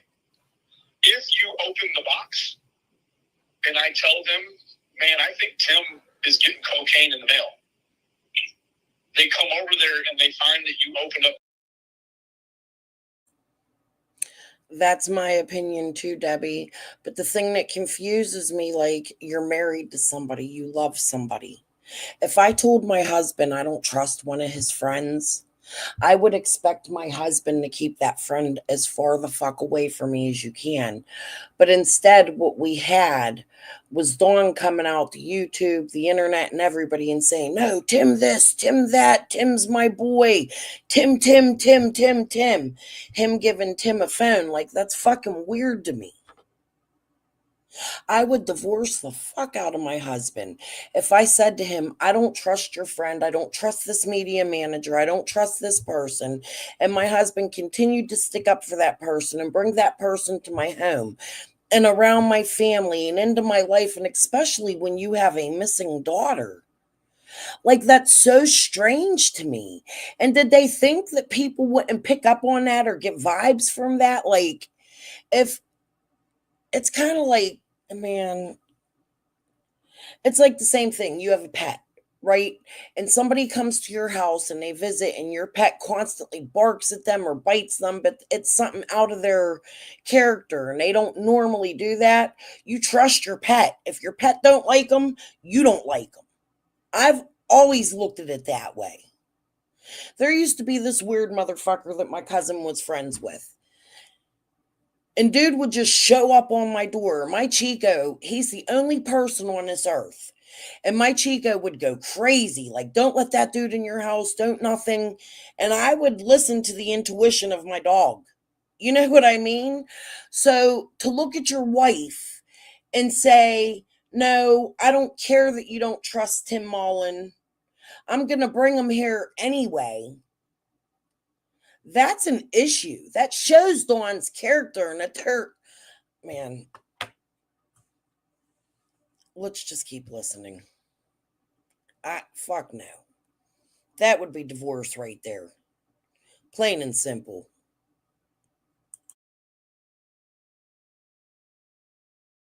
That box, you're automatically in trouble. Automatically, because what you're supposed to do is if you get something that you're not sure of, you're supposed to send it back.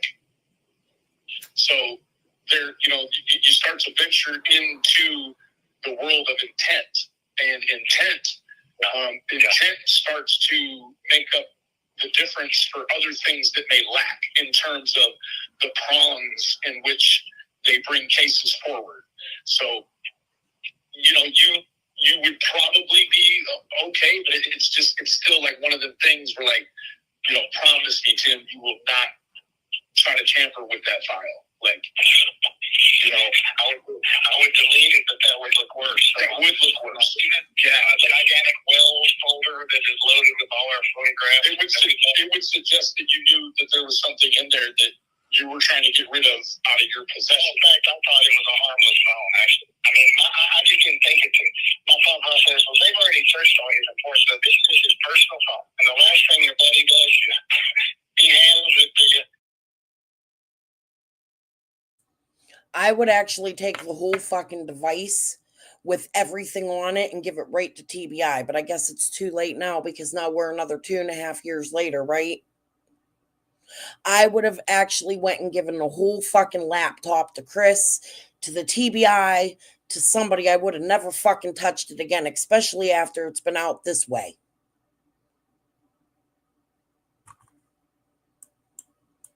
Like, this is serious. This is a real case. This little girl is really missing. There is really federal, Tennessee state Amber Alerts. Like, it ain't a joke. So many people get on here and say, in real life, in real life, in real life. In real life, there is a missing child. Do you think the TBI is going to go put a fake missing child poster up everywhere?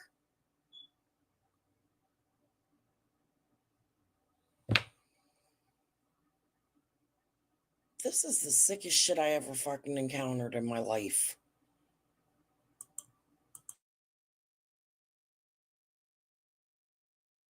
And you go back to your car, they'll wait on you to go in the back door, and you drop it, put it in the phone, and they fall down in this box full of stuff. And then you walk in there and you go through that whole thing that occurred. And then you come back out to your car and you're sitting there trying to grasp that you're not even going to get to see the man probably for 6 months, and you're just like, whoa, So it's like, he just handed you the tender stuff of his heart, and that phone without any. Don's not a star, Tim. He's a normal person. He's a human. I don't know what Don really does in his real life.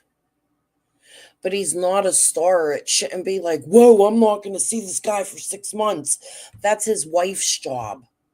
The one you are causing problems in their relationship. He's not a star. Your words are strange. Your behavior, in my opinion, is strange. As a stranger that didn't know these people prior to Summer going missing, you walk out of that courtroom and you realize you ain't going to see him for 6 months. Whoa. Huh?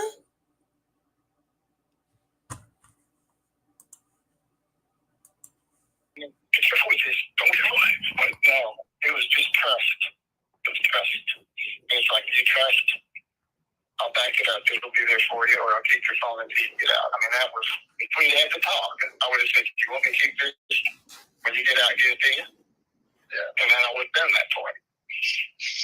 His business. His stuff. Yeah, no, I understand. I just... I wish it hadn't ended up that way, but it is kind of bizarre that it's like, here's the phone and let's do forensics. It's like, whoa. That's when I suddenly realized, whoa, wait a minute, whoa. And see, that's...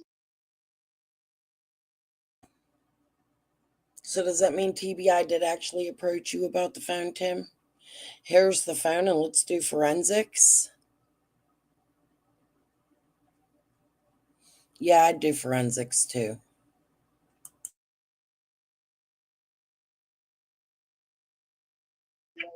That's the thing. Me as much. I mean, me went, oh. But at the same time, it was like, no, man, what are they? Why? Why are they doing this? What's... That's what worries me, because I'll tell you what. I mean, Why? Because you're escorted out of a courtroom where they don't want you. While Dawn's being arrested, you're sneaking away with a phone and keeping it secret. Candace has to beg you for the phone. She goes to the PIs, who are legal, by the way. They are licensed, and they have to beg you for the phone. That's why. Because it's fucking weird. The way that Chris texted me last night, very upset about the phone and the cameras, and like the birth certificate stuff I never asked her to look at any birth certificate. I just wanted to know, what day were you born?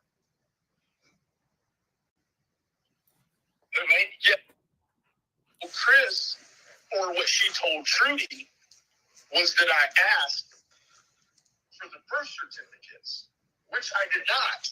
But the main two things that he was worried about. Benny, I truly don't believe that you're into the psychic shit. I don't know what the deal is with you and Cher, but I highly doubt you were looking at Candace's birth certificates for astrological information when you're attacking Ziggy and Ernie and everybody else. So I have to state that I really don't believe this part of the conversation. I think it's bullshit. I would like to know why you were asking Candace for her birth certificates as well. that would be the same weird shit as Tim having the phones. That's personal information. Like, that would be like me coming to you and saying, hey, give me your social security card, buddy. You use that for jobs and identifying who you are. It's not your job to see Candace's birth certificate under any circumstance, if that truly happened. I'm not exactly sure what the fuck this is all about, but it's weird.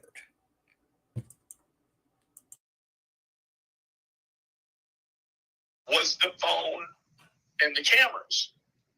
So the reason why I am stressing the stuff about the I'm stressing the stuff about the backup, because if he's saying he wants to do forensics on the phone, all he's got to say is that Tim's got a copy of it. Because I've already said, well, I extra on that. How long have they had the phone? She said 2 weeks after, so I guess I don't know. He's only been in jail 3 weeks. I guess a week after. I don't know. So they've had the phone for 2 weeks. They haven't ran no forensics. It's just sitting there. I could figure out when. I mean, I know because the way I take pictures of my life, I can track down the day that I took it to her out wherever it was at that 7-Eleven or Dollar Tree or Dollar General or something. But no, the thing is they're in it too. If they catch on, then their stuff is in it too. So.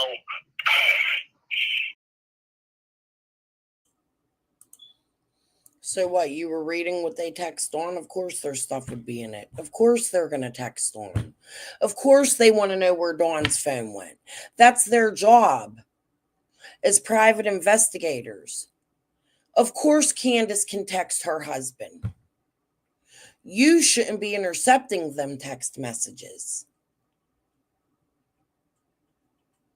You have no legal standings. Do you understand that, sir?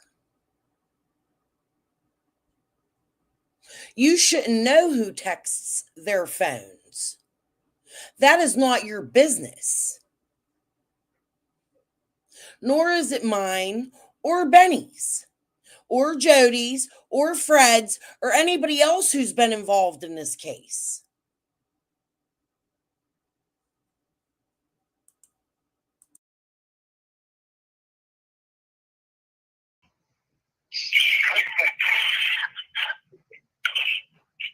Don't you think that Ronnie Lawson has my phone number. He knows my name. We've talked. He's called me. I've called him. Don't you think he would want? You've harassed him. You've harassed his office. You called there saying Brandon Lawson, the pedo, this, that, and the other, making it harder for Ronnie Lawson to be truthful with us here on YouTube and them hating us, and Pruitt saying, hey, let me send you an application instead of giving you answers, and not trusting anybody on YouTube. Yeah, because your behavior makes it any fucking easier for anybody to get any information. Part of the reason I think they don't come out and talk is because of the behavior. Learn how to talk like an adult to an adult in a professional setting, Benny, and maybe we would get more answers. Have you ever fucking thought of that?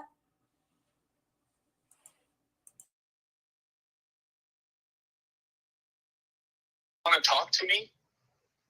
Even at the very least to see if he can quantify if I'm covering up for them. But a little bit, another way, I don't think we matter. Oh, we got him. Don't even make fun of Jody for that. Jody, damn it, my thing did that again. Jody learns a new word and they use it over and over. Didn't we just look up the definition? Okay, this is time too. We're quantifying things because there's a number to them. I don't fucking know. Okay, Smarty Pants. It's Let's quantify your brain. Who we are, who we really are, and they're psychologists and sociologists and all those guys that they analyze such things. That we're just what we is. Yeah, but we still are a problem to him because he mentioned just the other day when he was up at the church that social media is still not being helpful. Yeah, the social media part.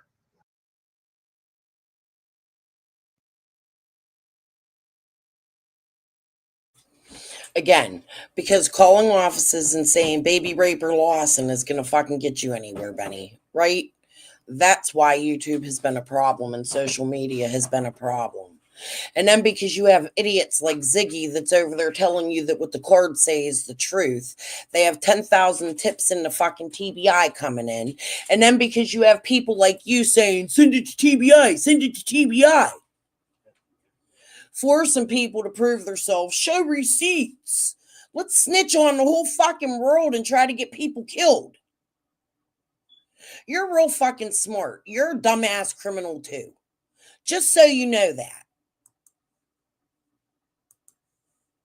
Because they keep, I've had people, the other day there was Tim, they're making videos all over the YouTube putting me and Candace in love. I know you know that. So, that's my name. Yeah, like, don't you think that they would want to say, okay, people think in that other category. Yeah. But these are guys that are focused on a case, and these people. Now, if we were really, look at the characters in this thing. There's plenty of characters there. Can you compare it to us? No, we're not. We're not those folks. We're just not. And I'm sure we've been checked. I wanted them to check me. Check me, track me. Sometimes at night it looks like they might have been following me. Whatever. That's okay because I know where I am. I know all that. I'm not there for any other reason. I'm not bad. I'm not a dealer. I'm not a bad. I'm not a, And then eventually they would look and they would say, okay, this dude just that and whatever. Why do you think the police would think that of you? I'm not a dealer. Like, you had to make sure you said that. I really want to know about that helipad up there, Tim. Because you would be the only one in that whole area that I would look at. I don't care what them other people there do. All I want is summer produced. Like I said, most criminals in real life don't like criminals who hurt children, right? Think about that. What is it you're protecting? You really make me curious about you. You say some of the darnest fucking things normal people in life don't say. Yet you have the intelligence to run newspapers. You've been doing this acting thing since high school. Your videos are out there. That's showbiz, right? No. Tim. Summer's Amber Alert is not showbiz. Please stop making it that. It's not a show.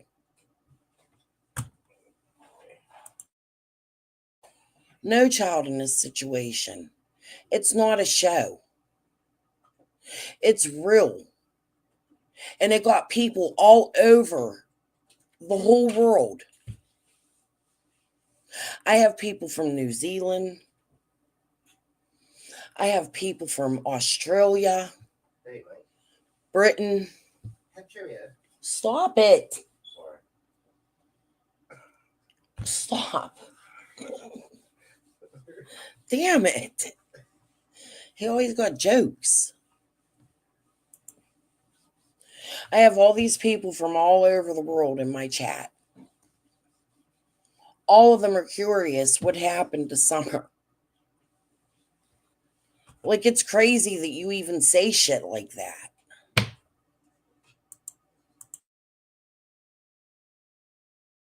Why stupid, but But that's it.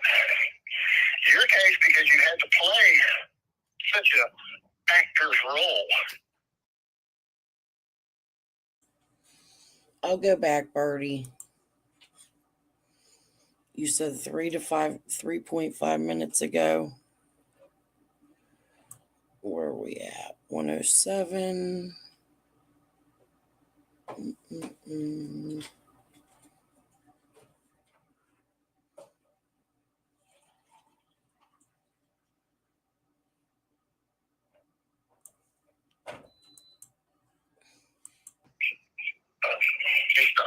Yeah, no, I understand. I just I wish it hadn't ended up that way, but it is kind of bizarre that it's like, here's the phone and let's do forensics. It's like, whoa. That's when I suddenly realized, whoa, wait a minute, whoa. and see that's the thing. Me as much. I mean, me went, oh. But at the same time, it was like, no, man, what are they, why? Why are they doing this? What's... That's what worries me, because I'll tell you what. I mean, by the way that Chris texted me last night, very upset about the phone and the cameras and like the birth certificate stuff. I never asked her to look at any birth certificate. I just wanted to know, what day were you born? Okay, I apologize. I'm glad I went back that far. He said I never asked her to look at any birth certificate. I asked her birthday. So I must have misheard something over there. So, all right. We'll let that one slide, Benny.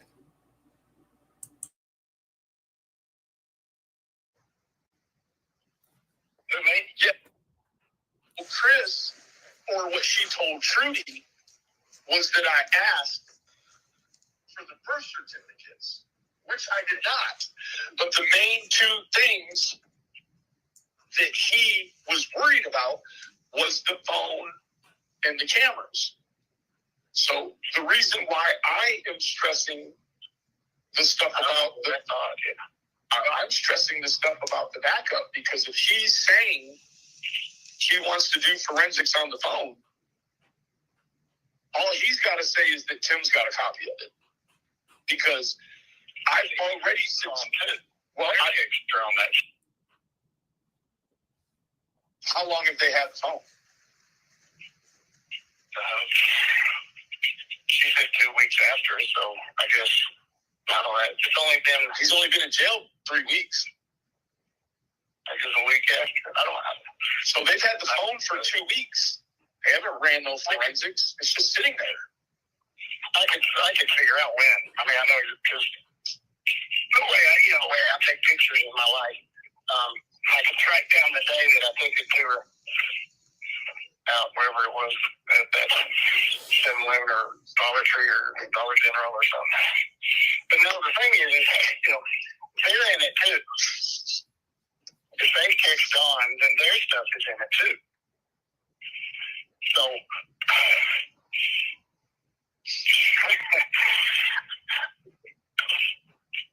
Don't you think that Ronnie Lawson has my phone number. He knows my name. We've talked. He's called me. I've called him. Don't you think he would want to talk to me? Even at the very least, to see if he can quantify if I'm covering up for them. But a little bit. Another way, I don't think we matter. Oh, we gotta matter. I think when they look at us, they see who we are, who we really are, and they're psychologists and sociologists and all those guys that they analyze such things. He said nurse, psychologist, and geologist. That's what he said. What the fuck? Who asked that? To go back, Birdie did. Nurse, psychologists, and geologists. Who's them people? Because Benny ain't a nurse, a psychologist, or a geologist, Tim. You're not a nurse, a psychologist, or a geologist.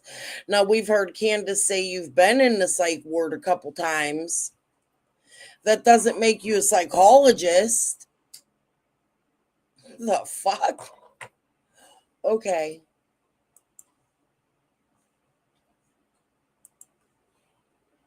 That we're just what we is.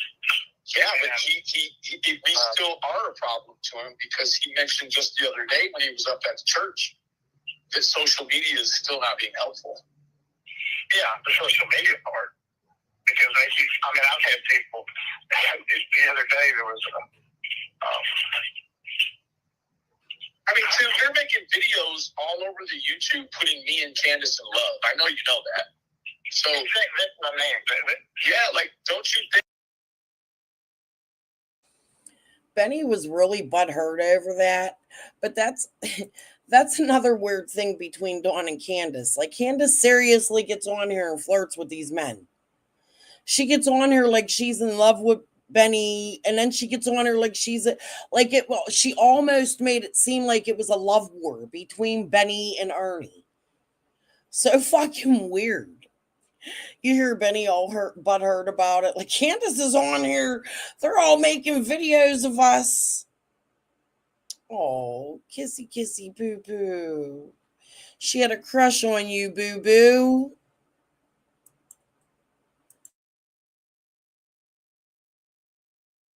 They would want to say, okay, people in that other category.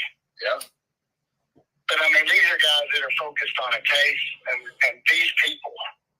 Now, if we were really, I mean, look at the characters in this thing. There's plenty of characters there. Can you compare it to us? No, we're not. We're not those. Again, Tim, there are no characters. There are real people with missing children. Okay? This is not a movie set. There really is an Amber Alert. Missing and exploited children have her picture up. This isn't a show. There's no characters. Let me make that clear to you, weirdo. Folks. We're just not. And I'm sure we've been checked. I wanted them to check me. You know, check me, track me. Sometimes at night it looks like they might have been following me. Whatever. That's okay, because I know where I am. I know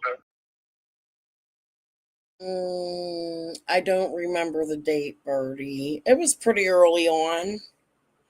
This was even before they attacked me. This was when all the Ernie shit was going on. I would say like somewhere between November and February of 21 and 22. It was pretty early on, but Benny didn't play the recording for a while after it happened.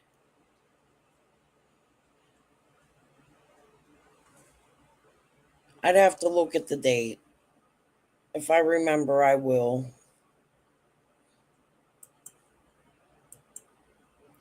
I know all that. I'm not there for any other reason. I'm not that. I'm not a dealer. I'm not a that. I'm not a, you know.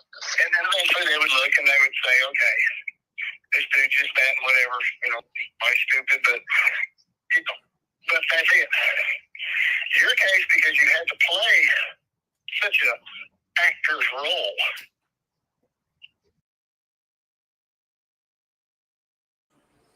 I can't with this man.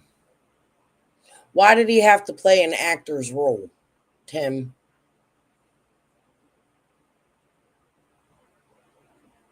Is that what you were doing, Benny?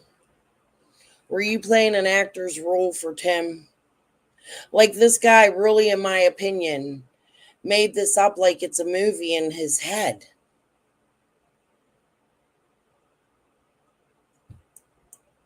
Weird. Sick.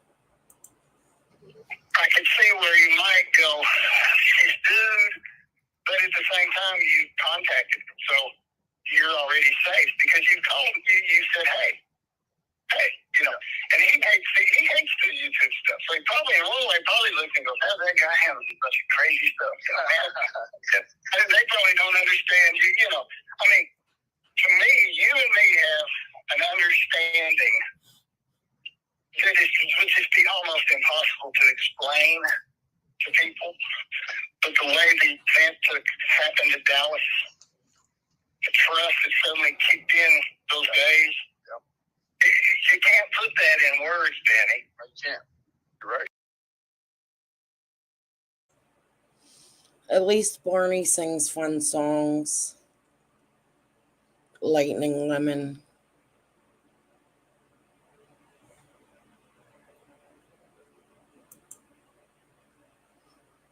Mr. Sun, Mr. Golden Sun. I like Barney. Thanks. You baby bop. And, they wanted so bad that I was paying you and all, and it's not. You got the four walls that have been around the Wells family up till, really up till February 7th. All four of us are essentially that same thing right there. Yeah. There are people that stepped in to help. That's it. Like all volunteers, and it from the crisis actors to the Sandman and the plane and the money, and like it's it's a sad testament, and it's like it sort of. The Playboys, the Boogeymans. Oh, there's so many.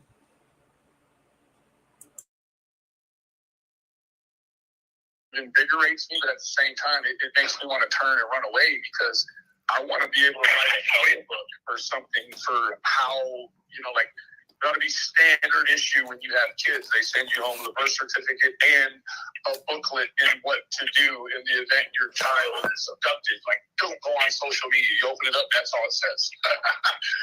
Like, it's easy. You know what I mean? But At least Benny tried for summer. I didn't never say he didn't. Number one, I think that he did at the beginning. But did he try in the right way? Is the question. Because this isn't trying. Making people want to unalive themselves for Tim Holland isn't trying. That doesn't help anything. Like, he admittedly put this out, whoever you are. Maybe that's Benny. Did court happen today? Guess we'll find out. Who knows? You're assuming and reaching. What am I? Yeah, I'm assuming based on your words. You're right. I speculate here. I've said that 1,000 times. Am I reaching? No. I can hear what's going on. And I can hear Benny admittedly say, Tim, you know I did that. I drove Ernie crazy. I made him get in cars. And Candace enjoyed every minute of it. Those ain't my words.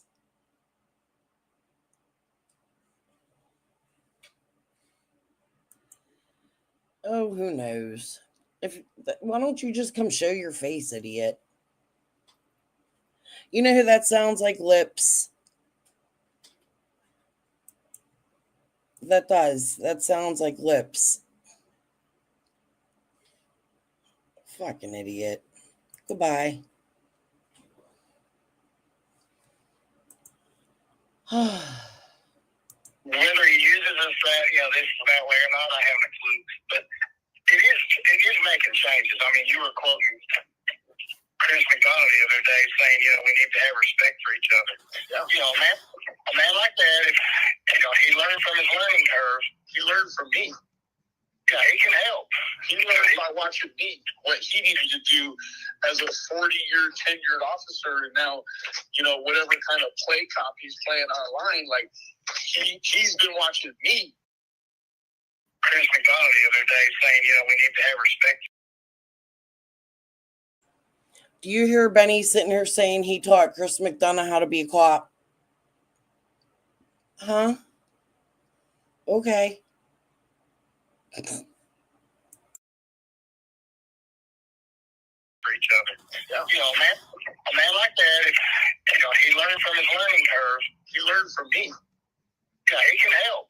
He learned by watching me what he needed to do as a 40-year tenured officer, and now, whatever kind of play cop he's playing online, like he's been watching me stay in the lane all the way, and he's like, man, like, I mean, there's no other person trying to do quite what I'm trying to do or what we're trying to do, so that already tells me that he's like, yeah, like you basically, the way I took what he says is, man, you got to treat these people like Benny Keys. That's what you got to do. Like, got to be respectful. And I quote him verbatim. Yeah, Benny. Chris McDonough came to your fucking book, took your playbook, and treated people just like you treat people. You sound as crazy as Tim, boy.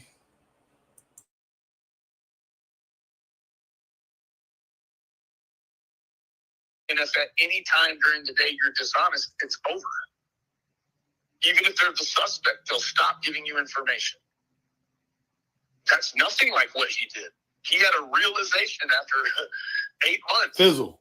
Of what he should have done that was exactly like Please, gang. what his arch nemesis was doing. Why, Benny? Why is that a moment you would send a sign to fizzle? Fizzle! Chris McDonough. At that moment. Peace, gang. Or wait. Maybe the whole fight between Penny and the PIs is about to come up. Hold on, let's listen. Like, I know you remember that man took down a very, very nice channel I had going because I stood against. No, he didn't.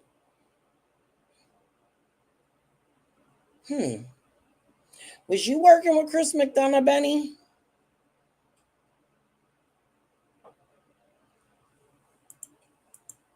Like, for real, that's a thought. Because why would you publicly get out here and say Chris McDonough took your channel down when he didn't to Tim? Is that where that originated from, was here? Is there a reason for this? Diana, do you want to come back and tell me why you came in my chat and said you know who unlocked that channel in a panic? Well, Lady R sat there telling me, trust Diana, trust Diana.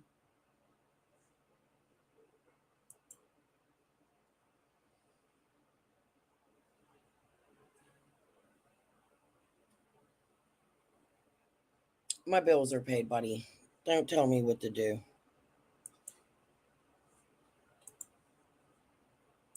What he was doing. And so it was a tit for tat. Like, he preferred Ghana did? Yeah, he went into Twitter and Discord and all these private groups and told everyone to go report it. He did a mass flag event. And I didn't know how to do the appeal and what to ask for at that time. And so I hurried up and wrote an appeal, thinking that I was talking to real human beings. And I lost my channel in like 5 minutes all the way, like terminated. And he did that. Like, he removed all the great stuff that I had done in 3 cases. Because, he did that. And now all of a sudden, after he's taken all that from me, got his channel back, he comes in and actually says, well, shit, actually, man, don't do what I did before. Do what he's doing. That's right. Wasn't Chris McDonough's channel taken once? I forgot about that. Why was that again? Someone remind me, refresh my memory. So what is this, Benny? You and Chris have been working behind the scenes? Is that what you're saying here? I'm really confused. I'm going to have to come back and listen to this again later. I always miss shit.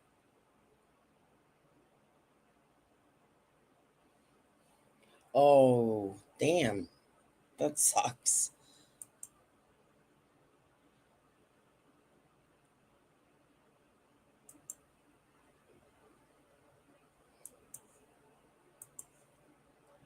You didn't say it like that.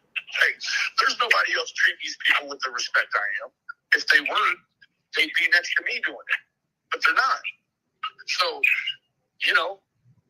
essentially that's what he's telling everyone to do now. Treat victims like that. Okay, do you feel he's been matured in the digital world? But no, because shit, the man's 65 years old. Like, what you do is you bring your real character and you just put it on display here. Right now, everybody knows what I'm doing to Ernie Shell and what I've done to some of the others that have done really bad things to the Wells. Like that goes without explanation. What's understood doesn't need to be explained. But I'm different in that way. I will put myself on that pedestal. Like when I tear somebody up because I was directed or initiated to do it. Usually it's from Don, Candace. You've even asked me before, is there something we can do about this? I'll go on there and do it. And so... I was never using you, brother. No, I know. But I took that as a initiative. Did you ever feel that way? It was like, no, never. It's like you guys going, listen, can you help? No. I never took it that way from you.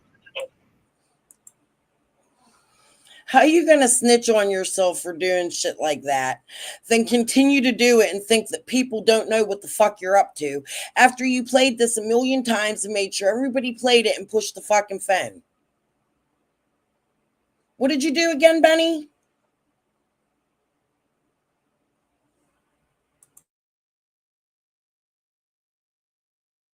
But from the rest of them, yes. Because there was times when Grant and Candace, they were going to go up there to Wisconsin and they were going to get a ground density tester to go across that property. She called me in a hurry. She was like, Benny, you got to hurry up and do a video and get Molly Go Lightly and them not to go to Wisconsin. And I was like, okay. And I sat there and thought about it for a minute. I was like, hell no, I'm not doing that. Why does this old lady want me to stop this woman from going to Wisconsin and try to help find her daughter? Like, you know what I'm saying? Like, it was different than what was going to happen when they came to Tennessee. But it didn't. So instead, you go and attack people who think they're on the same team as you, right? Setting up lawsuits, putting threats out. Admittedly. What the fuck is wrong with you? You got to be the dumbest criminal on the face of the fucking earth, in my opinion. You just snitch on yourself. Publicly. And then cry, woe me, when somebody makes fun of you. I'm so ready for you.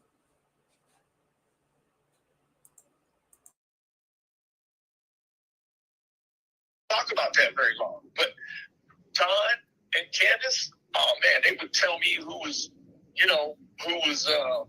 raising the roost over there, and I would jump on top of their head.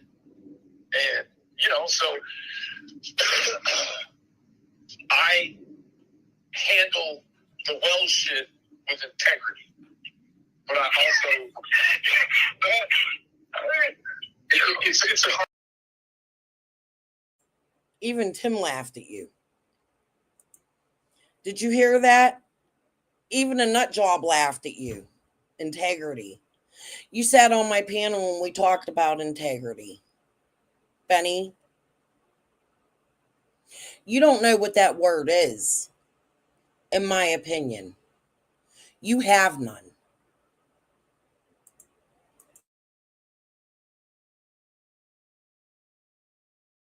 straight and that is plain, but I think you need to write that line down right there. I handle the well with integrity because it says it all. Yeah. Matter of fact, I'm going to write that down before I forget it. Just a second. For myself. Like, you know what, Tim? Like, the wells. This is the core. Does anybody ever ask me if they kidnap me and I'm on Mars or another planet? That's those that guy we were watching. With integrity, because there's no other four-letter word that describes all of this. I would use manure. I say manure. Look, I can't even get you to say shit. Like, I'm trying to get you to say cuss words, you just won't do it, man. That's the stuff that I want. I bet you Tim says a lot of cuss words. I bet you he's sitting behind a screen right now watching me and cussing up a fucking storm. Cuss, Tim. Say them all, you devil.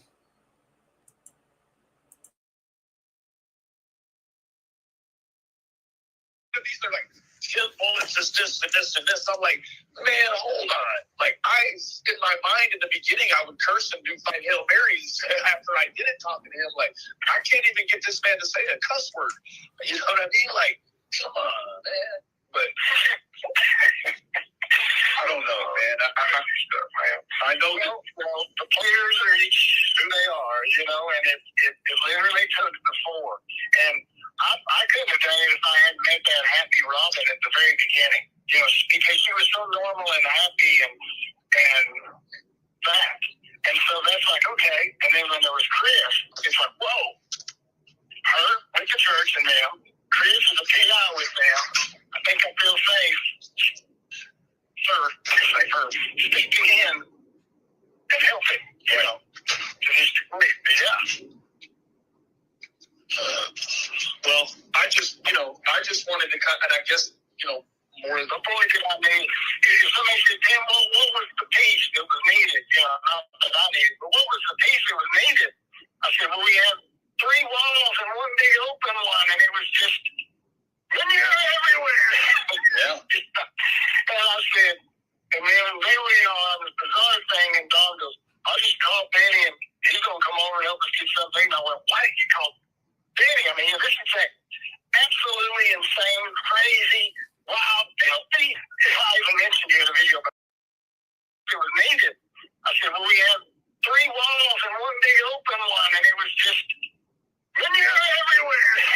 Yeah. And I said, and then there we are on this bizarre thing, and Don goes, I'll just call Benny, and he's going to come over and help us get something. And I went, why did you call Benny? I mean, this is absolutely insane, crazy, wild, filthy. I even mentioned you in the video, but. So Dawn tells Tim, I just called Benny. And Tim's like, why'd you call Benny?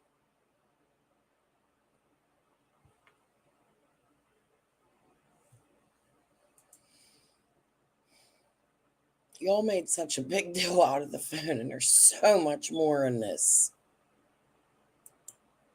I don't care who you are, because I thought I'm going to say that to later. I think the guy tended to catch my attention, is all I said.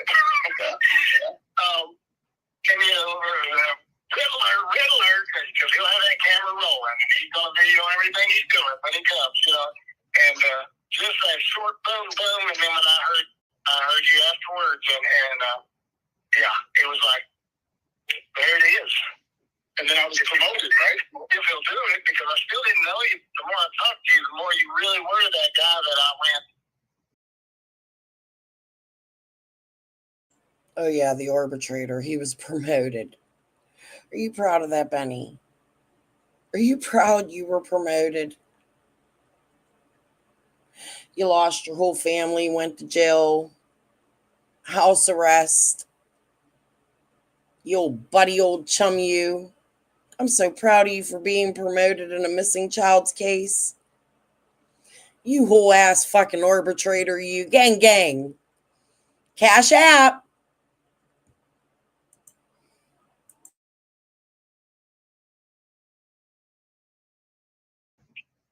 She she's got more wisdom than the whole bunch of them. That's where I was just anything, any part of it.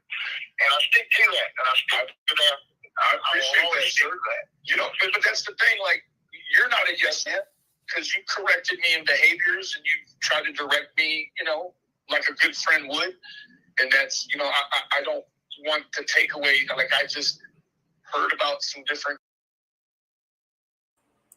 Let me correct you on some behaviors while I tell you to go attack all the YouTubers. And then you're going to go do it to the point that they want to unalive themselves. But hey, Tim, you're a good guy.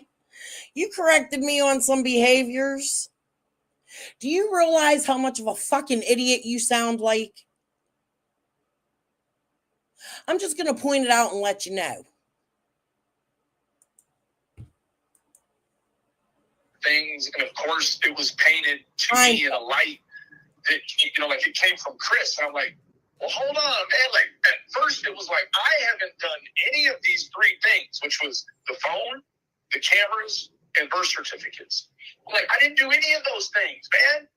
And then talking to Candace, she's like, well, Tim. And then when I talked to her, I was like, so what's up with these birth certificates? I was like, how does Chris and Trudy know that I asked for your hours of birth? She said, I have no idea. I said, Candace, I've only asked you for 3 times, and she's only given me her time of birth and given me Summer's time of birth, right? And she gave them up willingly. I was like, hey, you know, I've met a gal. She's really cool. I was very close-minded to astrology.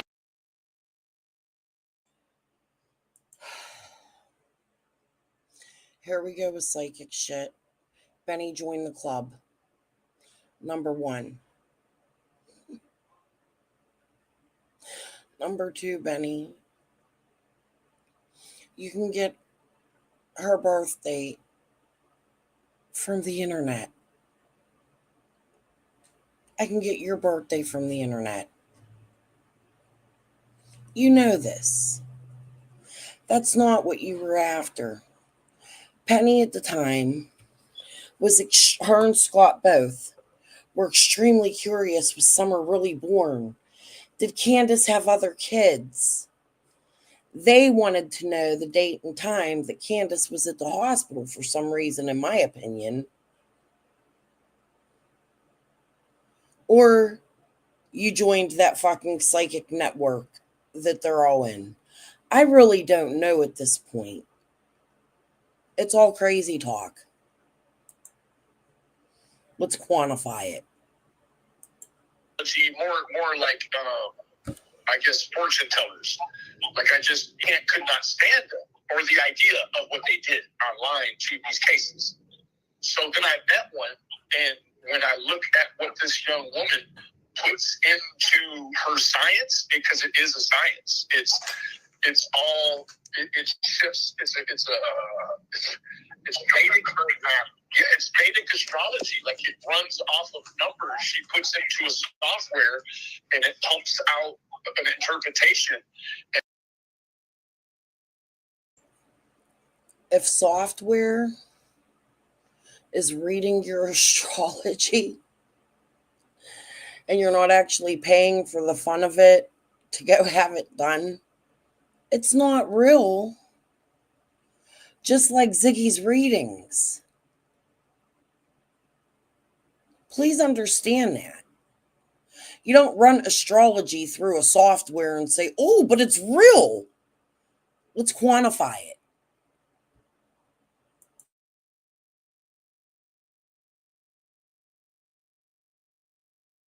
And she's like spot, like scary spot.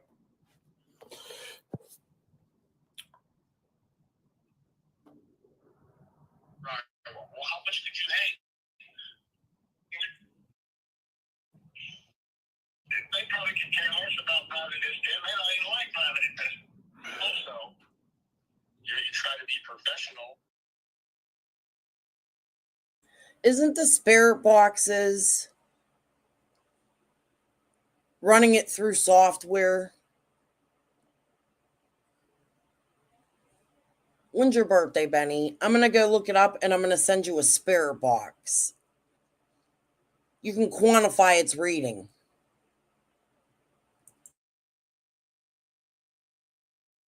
You know, like, how long have they had phone? That's the thing. Like, you to be truthful as you can when relaying anything about all of this, because, I mean, no. And I was like, Don, you gotta know, bro. We've been talking about these footprints. They probably could care less about private investigators. They don't even like private investigators. I think, well, we should stay out of our business. And then when, private investigators were always good in their business, and then General Taylor consider more. Yeah, I mean, did you know That these guys are brilliant in what they do? But for Chris, on investigator, I totally respect what he is doing or trying to do. But I also know he has a big heart, and he really what he did is he stepped in as a friend. Let me ask you this. What he did. The criminalist lady said last night, she said two things, Tim. Okay, she showed me on News Nation. I, at this point, think Chris should step the fuck down. Doing it as a friend or not, it's caused chaos in Summer's case. We don't even know if Chris's intentions are true because of this phone call and so many other things that have happened that have caused confusion. Chris's role never even should have been talked about or outed. Private. The word private is private for a reason. Do you understand that? You confused it. I don't know if anything Chris says is true now.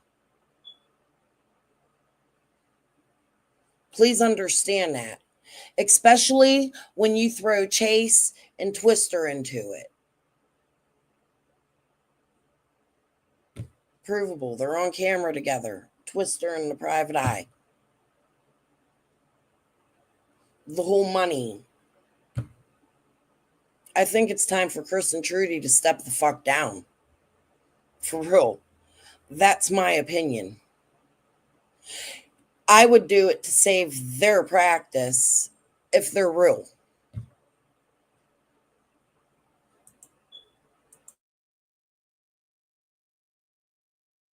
With Brian Hinton, she showed me where Ronnie Lawson out his own mouth said she was seen walking away from Ben Hill Road. I don't know who saw her, but that's what he said. Secondly, I don't know where the dog trail stuff came from, because I've seen and heard soundbite of Dennis Rader, who is with Midwest EquiSearch, say that she went down the driveway.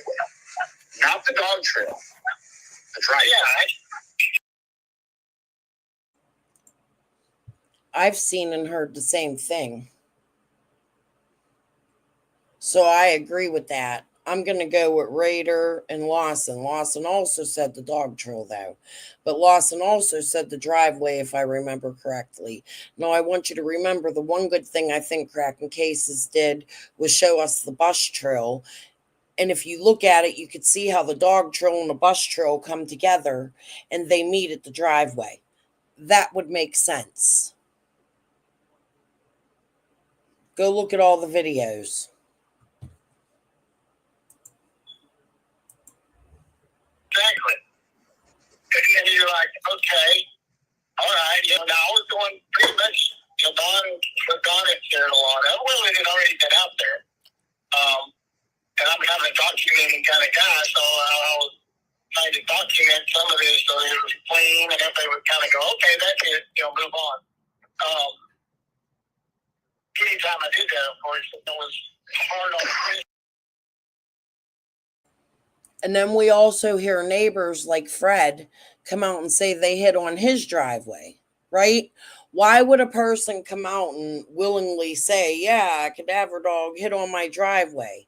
So it shows you a path. Dog trail, bus trail, driveway, Fred's. Probably many other trails through them woods. We hear there was a footprint on that corner lot right there.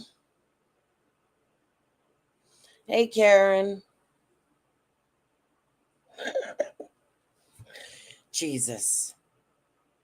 But do you hear the shit he's spewing from his fucking mouth? He's quantifying things. We're going over the quantifying day. That's the word of the day. Quantify. We shared the definition and all of it.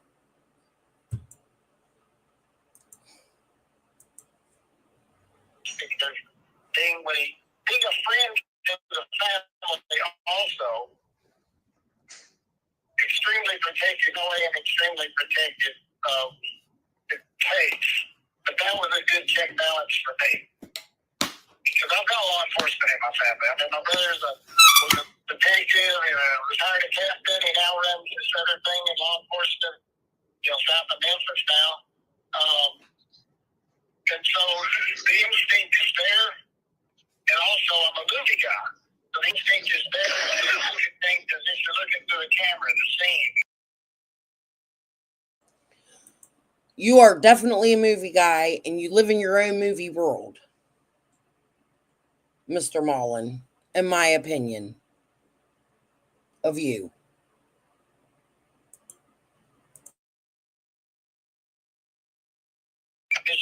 And I had to dismiss that before I stepped in, and then Chris was the check and balance. His, what I call roughness, kept me locked up. Yeah. And anytime that temptation might sneak in there. Karen, tomorrow morning, because I've been live and it's getting late now, I can't do it. I got a call. I want to get all of the phone calls between Fred and Ziggy. Actually, all of Fred's phone calls. I think the ones between him and his sister would be interesting to do. Could you find somebody, or could anyone here from Tennessee, if I send you the money and they want somebody from Tennessee to go get the recordings, will somebody go get them for me? I will pay for them. Straight up. But I want every phone call Fred Hill ever had. Okay. If they'll allow me. It might be part of the investigation and they may not allow it at all. But I think it would be fun to listen to those. Don't let it. Because you kind of got the police watching you, that Chris. So, probably helps us both. But he has ventured extremely deeply in his friend. Someone who would drive over in the middle of the night and do this, help with that, help with that. Totally non-detective stuff. And that's what was driving him crazy, because he wanted to just do detective stuff. But he had his big heart, and he's, I gotta help, and he would do it. And it's become his life. Well, so then that's where you venture into that strange ground, because you try to be professional. Like that's the thing. Like you, in being a private eye, the thing is to remain objective. But as soon as you start being friends and having a big heart, that actually goes against everything being a private investigator is about, right? Like, how can you objectively say you want to have the phone taken for forensics? So that's to put the rush on you to bring the phone back. But then once they get the phone, there is no rush to get the forensics back. Like Trudy. Okay. Message me when you get a chance if you can hear what I just said. If not, I'll find someone else to do it. No big deal, but since you were in here. Okay.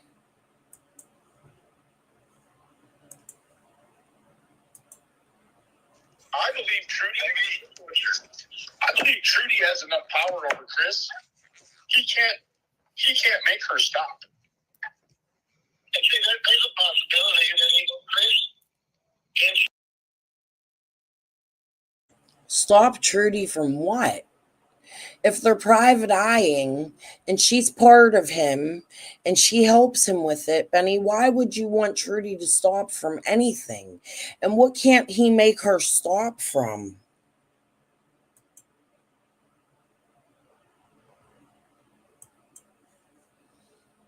I don't understand. Like, what is it you want to stop Trudy from doing? A little bit in the zeal to get an answer, and then he's like backstep himself. But see, what happened is he got stuck with all the women. I didn't. You didn't. Chris did. And now he's got 3 women who are all very, whatever term you want to use.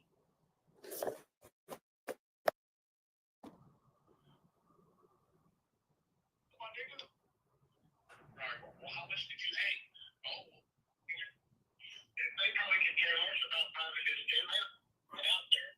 Helping that totally non-detective stuff. That's what was driving him crazy. If he wanted to just do detective stuff. But he had his big heart, and he's, I gotta help, and he would do it. It's become his life.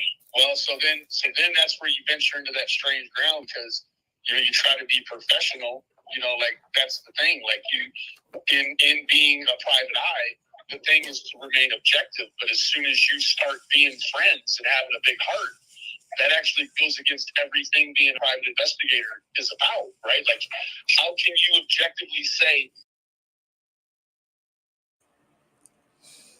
I agree and disagree, Benny. The reason being is because you have to build a repertoire with your client, right? If you're going to private investigate them, you have to know who they are and what it is you want them to look for.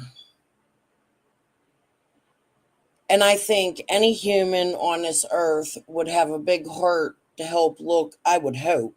Most humans, I'm learning that isn't true, but most humans would have a big heart and want to help in any way possible to look for a missing child, right?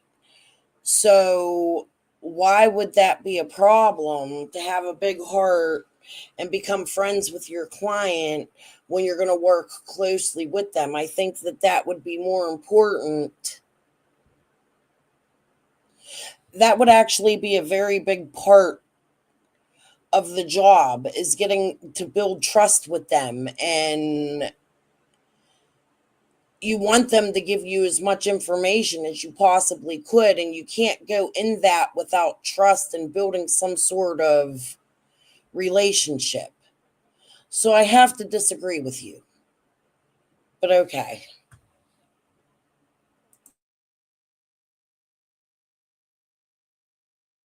You want to have the phone taken for forensics. That's to put the rush on you to bring the phone back. But then once they get the phone, there is no rush to get the forensics back. Like Trudy, I believe Trudy,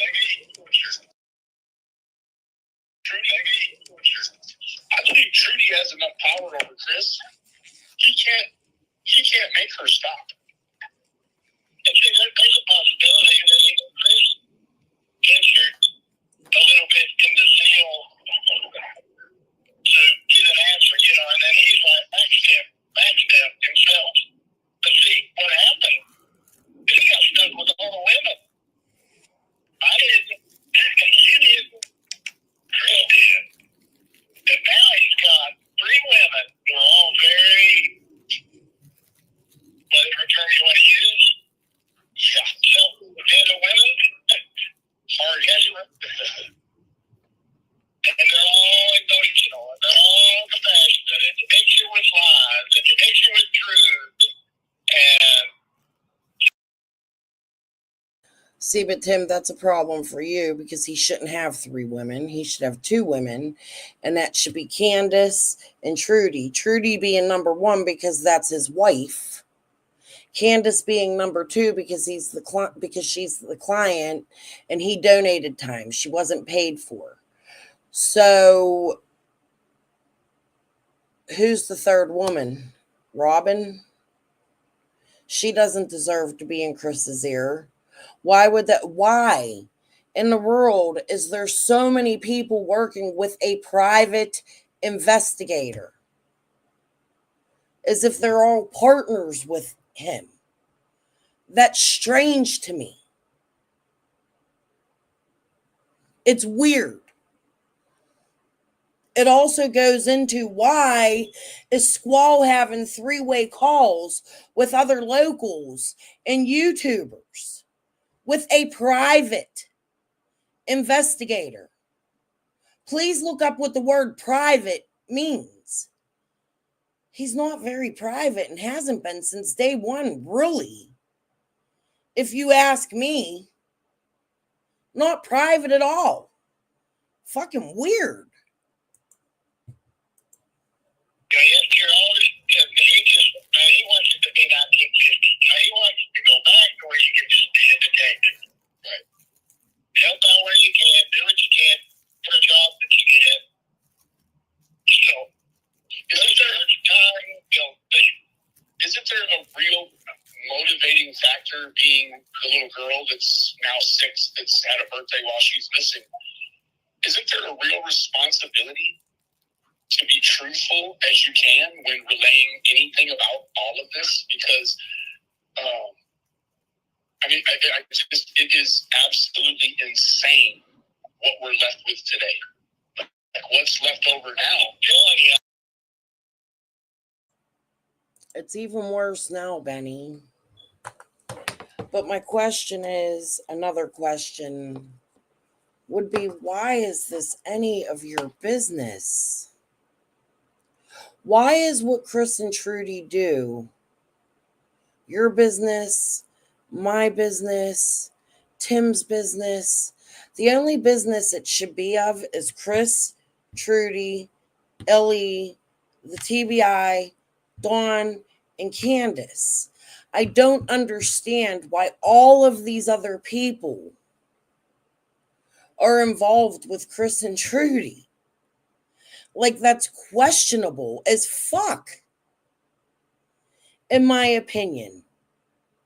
From anybody on the outside looking in, I think that we have a right to question, why are all of these people so intertwined with people that are supposed to be private and helping the parents with their donated time find this missing child? I don't understand it. I don't understand all of these people being involved to the fact that they would even make phone calls to people that only Chris and Trudy should be doing.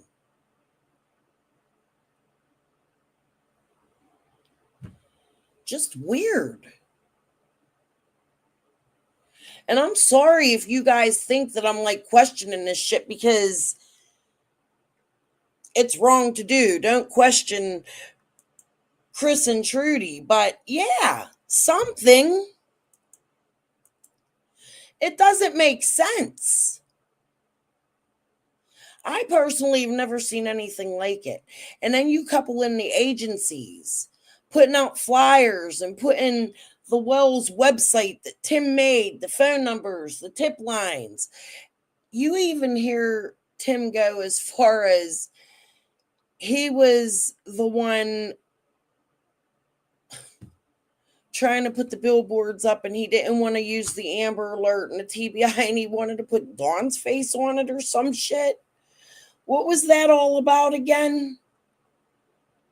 What?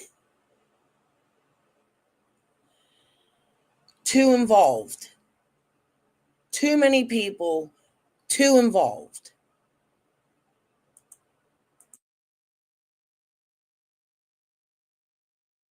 I think something's going to show there was a mental condition that turns out to be the answer for this case. Now, where that is, how it comes, because it's the only string that I can. He knows that he just can't prove it yet. It's the only string that I can see that is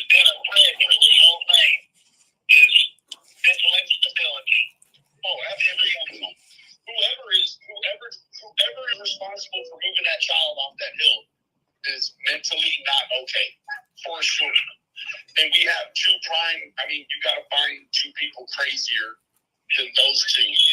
I mean, there's some bad dudes around there. But then again, there's some bad dudes that just have pass. Like, Don had the CPS in his life. You know what I mean? Like, the CPS were. Benny, everybody has a past. All the neighbors have a past. Andy has a past. Jody has a past. Fred has a past. His sister has a past. I have a past. You have a past. Tiffany has a past. Chris McDonough has a past. Understand that. There are bad dudes in every area, every county, every street, every neighborhood in America.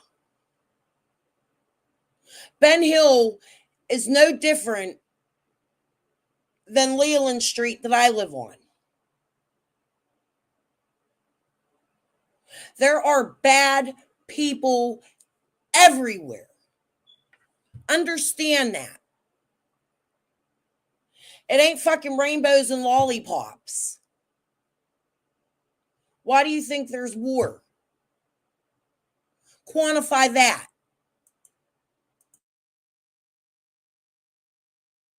In his life, the day before she went missing. They came, closed the case on the 14th. She went missing on the 15th. And on the 16th, they came back. Yeah. So there was already an issue going on of some sort. And that was even that was even compartmentalized from Trudy and Chris, because Trudy heard me talking about it. It's like public knowledge on the tube. And she's like, who told you that they closed the case out on the 14th? And I'm like, Candace? What are you talking about? And then she went away.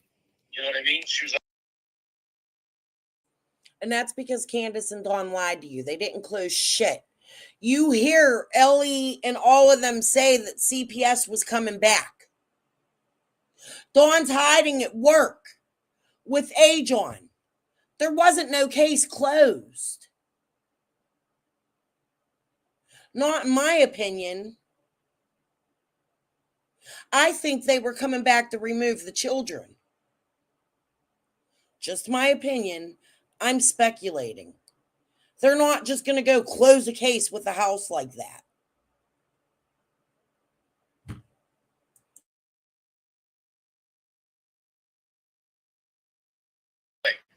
and then there was the whole thing with the footprints.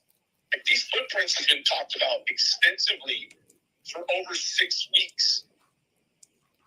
And I had not heard Don talk about these footprints at all. So I left it alone. I never asked him.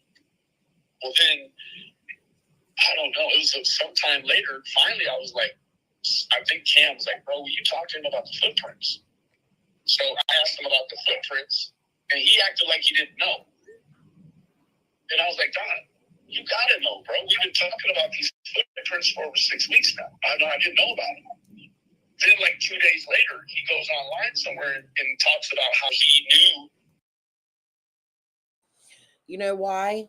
Because YouTube was talking about footprints and making up where they were. Michelle and Kraken were on here doing that. And those footprints were on Beach Creek. They were on Ben Hill. They were here. They were there.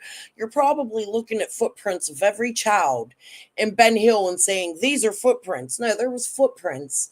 But the police have never come out and actually said, yeah, this is where we found the footprints. We don't know what those footprints were.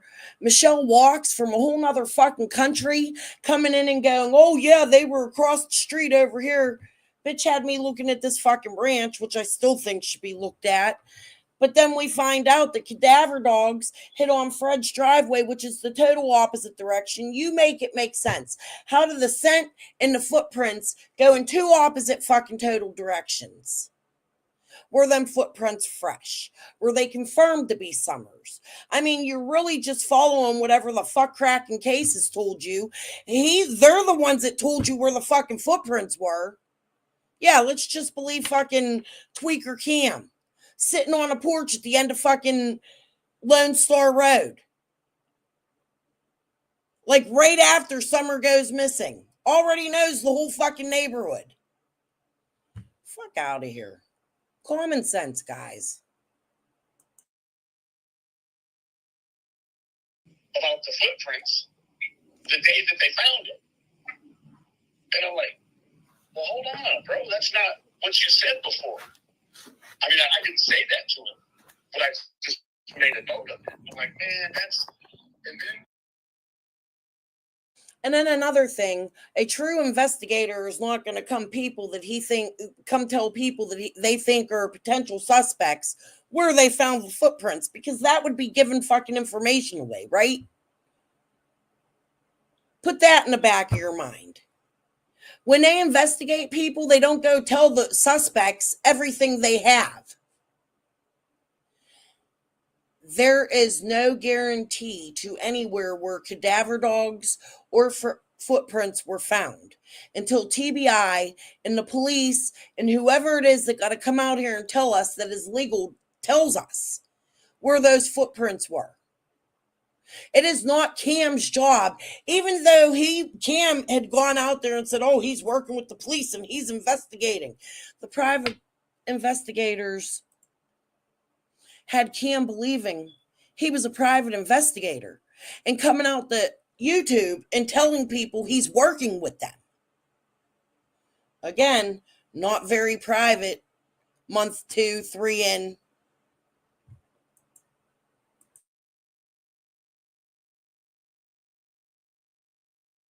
It's even more with the footprints because it started out as one footprint here and then one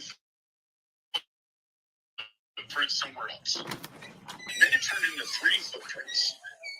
And then it turned into 3 footprints that basically walked down Ben Hill. Wait, there actually was a neighbor that came out. Let me say this before I get corrected.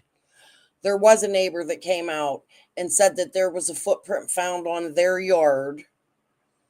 But that same neighbor also came out and said that he was being harassed by people, that he wasn't even home, that his father or mother was in the hospital having surgery.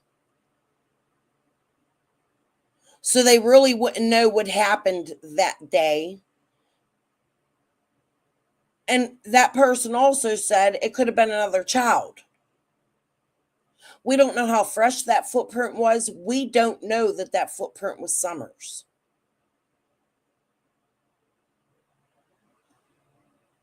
Could it have been the day, what was that, the 20th, when the fire was? That all the searchers were over in that area looking at a footprint? Yeah, but that don't even go to the same property of the guy that came out. So it wouldn't make sense. None of the footprints that have been stated are fact. So when we talk about things like that, we have to say, well, this person cited that there may have been a footprint here. We don't get on here and say, oh, Cam from Cracking Cases said this is where a footprint was found.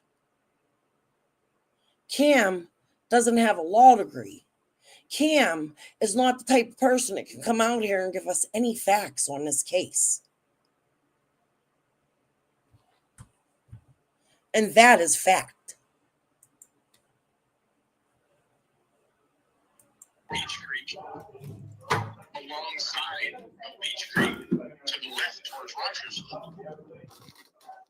Just 3 random footprints. I don't even have any context to how far off the road or anything like that, but they're just headed in that direction. And there's 3 of them. I mean, 2 is property that has 3 or 4 little kids.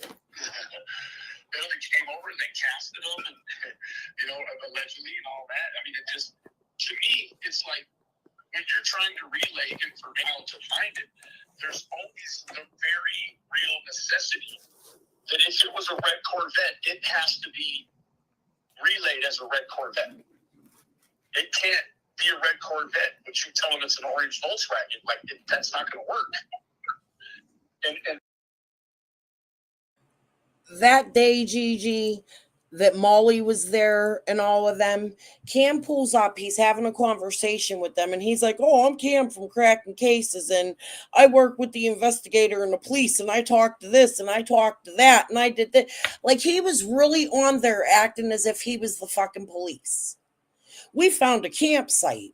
Do you think them police didn't laugh at you about that campsite? Do you know how many teenagers probably live in that area and go in the fucking woods and drink in the hunting fucking blind spots and fucking build tents? If the police didn't come out here and say that's a worry, don't keep on it going, "Oh, look, it's over the Wells house. You can see. Yeah, it's a concern. You bring it out, you move on. You don't stick on it and try to put a distraction out there. I can tell you right now where I live, where I watch the teenagers go and put sofas in the fucking woods and all kinds of shit, and they sit down there and they get high and they drink. I mean, the way Cracking Cases put that out there, it was like they knew it was fact and they knew who was staying there, or they staged it. That's just my opinion on it. Stop that. You're not police. Quit going to people's houses and causing confusion and making people believe that there's footprints here and camping spots here and they were here and Sharfies. Man, y'all make my head spin. And then people following it, believing it, as if Cam got a fucking badge. Benny got a badge. Y'all, they went to school. They know all the things. Did you know that? According to them, they run Summerwell's case and they're going to solve it. They're going to figure out what happened. And they're going to convict and put the person responsible in jail. No. TBI.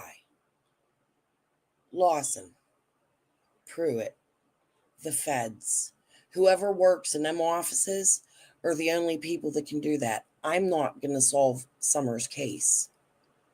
And I'm not going to do that by bringing out every person who does criminal activity in the fucking area neither. Do I think that that criminal activity is hidden? Yeah. Do I think that Summer's case is intertwined with it? Maybe. Because I think it's a possibility, and I speculate that Dawn was involved in those activities. But do I think it would have been done purposeful? No. Because they want to keep them activities hidden. So it's wrong of us to come out here and accuse every property that had a footprint on it. Do you understand? Or a tent. Just because somebody sells drugs doesn't mean that they hurt a kid. And it's not right of us to come out here and put our own lives amongst other creators' lives in danger and then demand other people to put their lives in danger. Put your receipts. Put your receipts. No. Cam is not a cop. Benny is not a cop. The PIs have more word over Cam and Benny because they're PIs and they're licensed. I'm going to listen to them, Benny, before I would listen to you, even though right now at this point, I don't trust them. But above them, I would listen to law enforcement. I could come out here and I could speculate for a million years what I think happened to Summer. That doesn't mean that my opinion is truth. Quit causing confusion.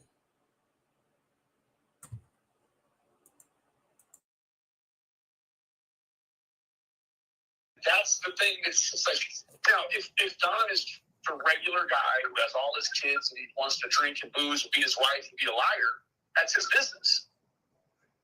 But when your child's missing and you have completely opened your whole cavity, your whole vessel to the YouTube, and you come here and lie. Like, you came here That's why I asked on my earlier live, where do we cross the line? Where does it become about Summer, and where does it become about other people and their private lives and what they do in a danger? The lines are being crossed because of the people in the area's activities, including Dawn's.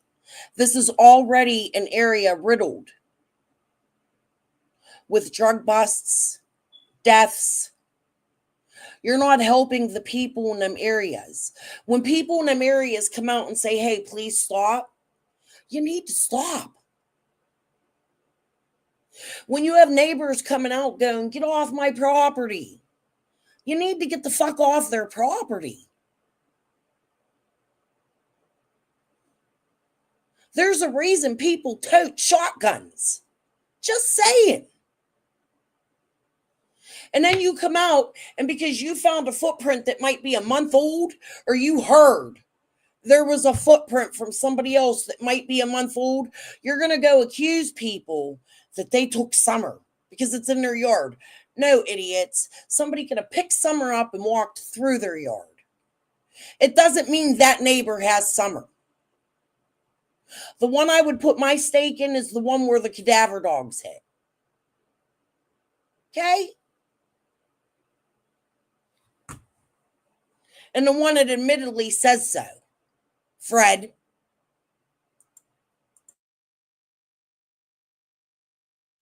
you're looking for help. And so it's almost like we've allowed them a pass for all of this bad behavior because Chris came in and didn't do what we thought we were going to do. That's no reason for Don and Candace to go ape shit on the internet because Chris made them do it. I'm not saying you said that, but people have, they've had that contention. It's like, oh, well, if Chris wouldn't have did what he did, it wouldn't look like this. Whoa. Chris didn't make Don take a dump on live, and Chris didn't make Don slap up on camera. No, Benny. That would have been you. Right? Because you knew Dawn was fucked up while you read a letter that Prayer Garden wrote for his daughter while he takes a shit. That is so disrespectful to Summer. That's what breaks my heart about it. You're reading a letter written by somebody else about your missing daughter while you're shitting for the whole world to see. And you, Benny, put it on public display for everybody to remember, clip it, watch it, for their boys to watch for the rest of their lives. It's kind of pathetic.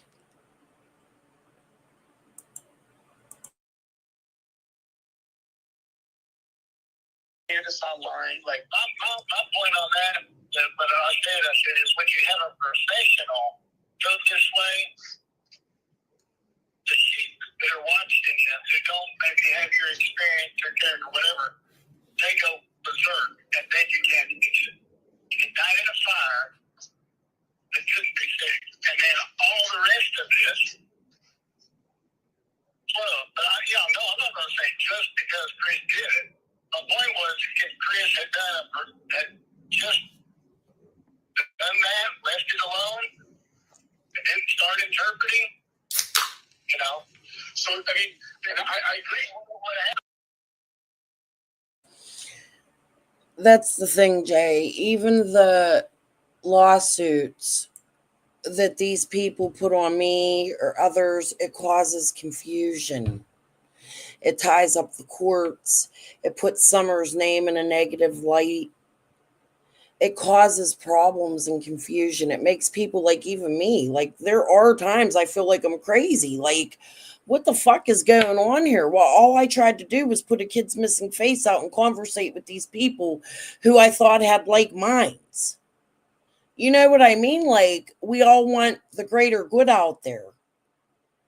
But instead, they're going to go attack people and send people up to shut people up and don't talk.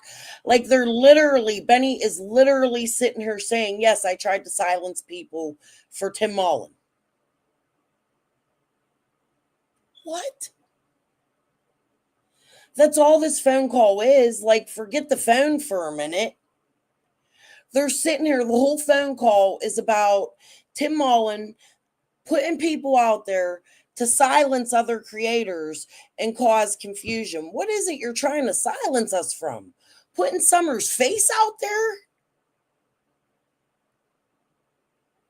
We could talk about it like, hey, there was a footprint found on this property, and we could say, yeah, it's a possibility, but you have to look at all the possibilities. You just can't come out here in an ethical manner and put out, yeah, this is where this was, or fake CPS reports, or it's so much. It's so much false information that comes from the, in my opinion, confusion caused by those closest to the area, to the people, to even some of the uppers and professionals in the area. It puts distrust in people like Chris and Trudy when those aren't the people we should be distrusting. It's Benny we should be distrusting. Don't put your trust in me. Put your trust in what TBI says. All I want to do is get Summer's face out there and found, and not just hers. Many, many other children. This is what people coming to Beach Creek does. People like Linda out there to stop and block people. Chicken coming out here. I found something from a crime 30 years ago on Light Hauler. It's Frank Light. It's Frank Light. And then you find out the truth sitting here talking to Tim and not talking, but listening to Tim and Benny. It's actually Frank Light that turned in. The guy who's a pedo went to the police and they attacked him. That's what we're hearing. Go back and listen to my whole day of stuff. There's so much more to this than just the phone call.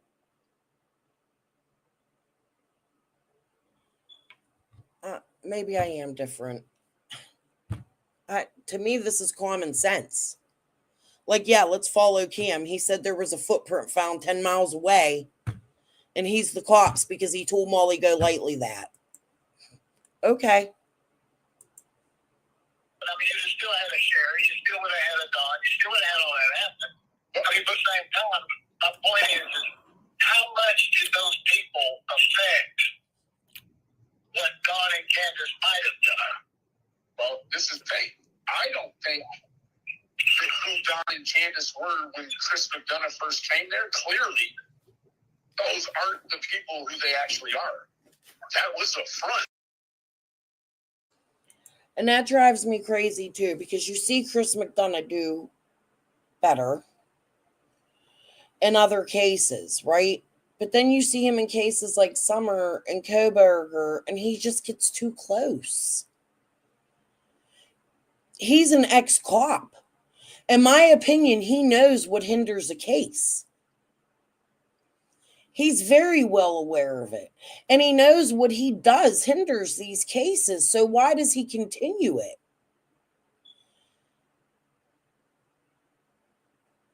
It just drives me crazy. Like, he knew before this investigation was over, going to Dawn and Candace's home and putting the things they say publicly and the things his sister says publicly, he knows that's going to cause confusion. He's taught on that. He worked in that field. How do you trust somebody in that field that does what he did? He never should have interviewed Hunter. Never. Candace, yeah, because she's the mother of the child. But Hunter is an underage child who's part of an investigation, whose testimony could actually be really important if anybody's ever caught. But he's going to bring that to YouTube so they can use that against Hunter in court. Because that's how the court system works. And Chris McDonough knows that.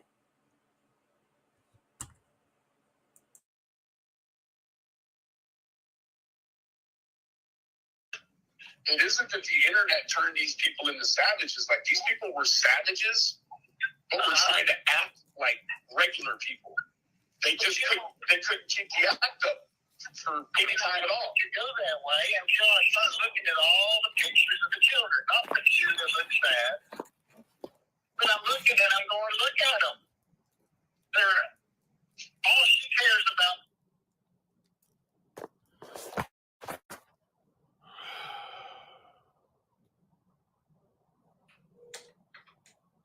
Come on, nigga. Right, well, how much did you... They probably can get what it is. Yeah, so, men and women. Sorry, Ezra. You've been talking about these footprints for over 6 weeks now. But when your child's missing and you've completely opened your whole cavity, your whole vessel. You know, go this way. The sheep that are watching you, who don't maybe have your experience or character, whatever, they will berserk, and then you can't fix it. It died in a fire that couldn't be fixed, and then all the rest of this. Well, I'm not going to say just because Chris did it. My point was, if Chris had just done that, left it alone, and didn't start interpreting, you know. So, I mean, and I agree. What would have happened? I mean, you still had a Sherry, you still would have had a dog, you still would have had all that happen. But at the same time, my point is how much did those people affect what Don and Candace might have done? Well, this is the thing. I don't think that who Don and Candace were when Chris McDonough first came there, clearly, those aren't the people who they actually are. That was a front. It isn't that the internet turned these people into savages. Like, these people were savages, but were trying to act like regular people. They couldn't keep act up for any time at all. You go that way until I start looking at all the pictures of the children. Not the few that look sad, but I'm looking and I'm going, look at them. They're all she cares about basically in life is getting her children anything they want. And Right. just leave it alone. But also, but then you gotta remember,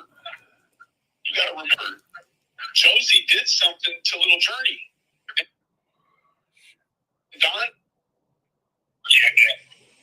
Because when they wanted to get engaged to where this happy, all in the family, situation was not going to last. Just can't raise a family that way. But up to that point, that was their cover for your children like any parents will do. Let them have their stuff. They trashed it to buy more stuff. So they're cut up. They look fine in picture after picture after picture after picture after picture after picture. And it's like, I'll almost look at it then and say, oh, if life could be that easy. If it would actually work, where you could just do it, but it couldn't work. Everybody knows it couldn't work. We taught them at the exact time where if it hadn't. And of course, Benny, now you are the one that put that out online. Is that what caused Lips to go after Marlena and her daughter? That's not your business, and CPS would have already fucking known about it or they could have figured that out. That's not your job, and it's not your job to come out here and tell that little girl's victimization or Lips's. Do you understand that? Do you understand what you just did? And now that's going to go out across the internet for Journey's whole life. You and Lips are responsible for that. That should have been kept to yourself if it's true. You're disgusting.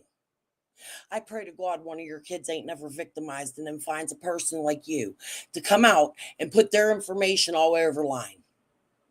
That's not helping that little girl. That's not helping Josie, because you don't understand why Josie did that. There is a psychology behind that. For all we know, that little boy could be a victim. How dare you come out here and put children's information out there like that so that you can have other people victimize them like Lips? The fuck is wrong with you? You just re-victimize that little girl for the rest of her life if it's true. And if it ain't true, you victimized her to begin with. Okay? Because you put that out here on the internet, you sick fuck. Don't you ever judge nobody again.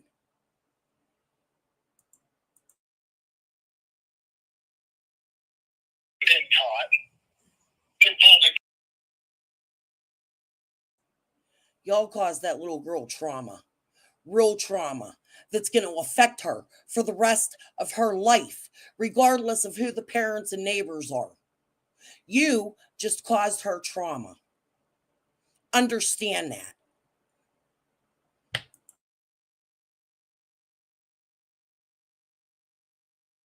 There'd be no chance that these children wouldn't end up being completely mangled, messed up, because they just have to have the leadership. Yeah. So when I'm looking at it like, and I have to go this way, and it doesn't mean, if it's not right, it's not right. But I have to look at it like, for whatever reason, when God steps in, his timing is always like right on. And if this is a scenario, God, I'll go ahead and put the if there. If this is the scenario, God, he grabbed them, like, because he knows the future. If there really is, that he's going with far worse, he knows when to grab them so they'll be molded into what they need to be so they can fit into the kingdom that God's really built, when he does it. Is that their And so ministry? he's in charge of this. You can't leave that factor out ever. And But he I've sounds watched like a God very too much. educated man. I'm totally convinced he really loves God, and he really wishes he could do that right there. I watch how he listens. I watch how he responds. I listen to what he would share with me. It's not bogus. It's not fake. Maybe it's used a little that way, but I don't. Lips, it was never your place to involve yourself in another human child's life. You, bitch, have caused that little girl so much pain for the rest of her life, and you did it publicly for the whole world to see. I want you to know that. I hope you burn in hell.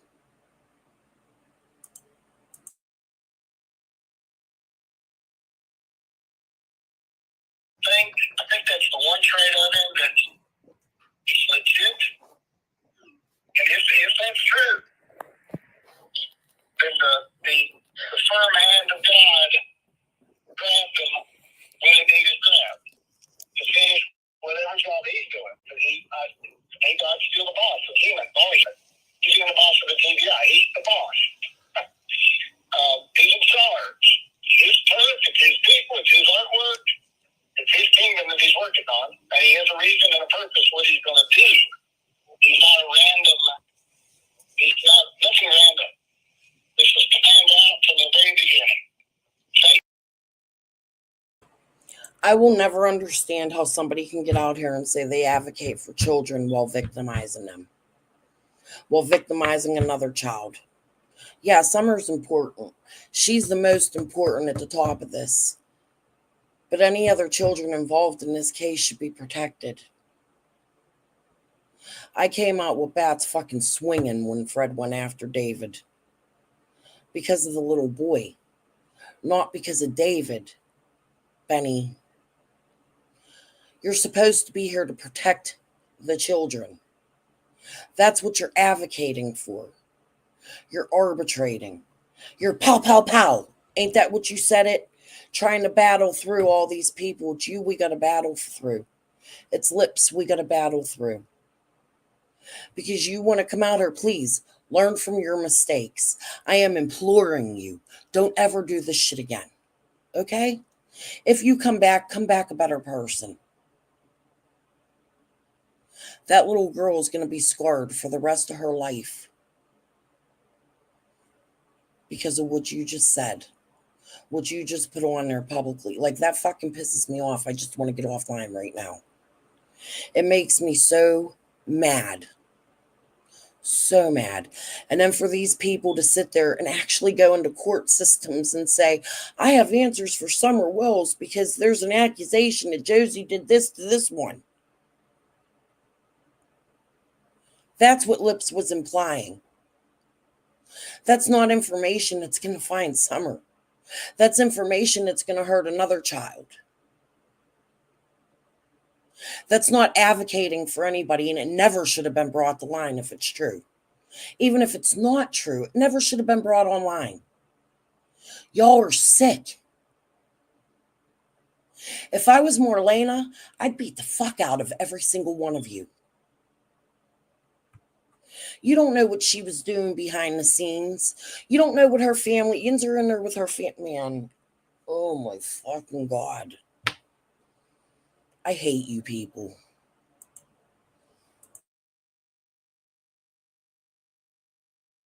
Just played out what God wanted to take to play out. You know, there's no boo-boos, God was taken off guard.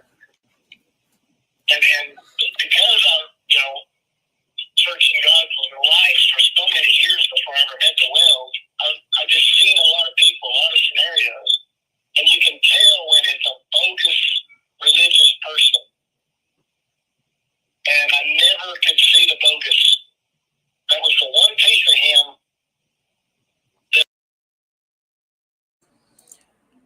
him. What'd I do? Tim, you can also tell where religion is real and where crazy is real. In my opinion, what you have is crazy, not religion.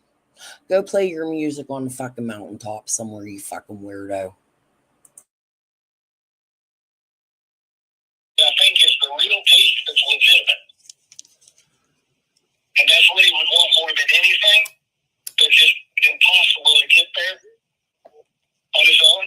And it may get there when he's in jail, and it may be jail the rest of his life, but that's what gets him there. It'll get him there. And so that kept me going, Dan. That kept me going, and I could just look and say, okay, God, as long as you keep showing me things that have to be you that are happening, you know, the coincidences are too many, I'm just still sticking with it. You got a script rolling. You wanted us with Benny. You wanted Benny with us. We don't have to understand the whys and the whos. But this is God Wells is God. Candace Wells is God. This Candy is God. Nobody else. That's his turf.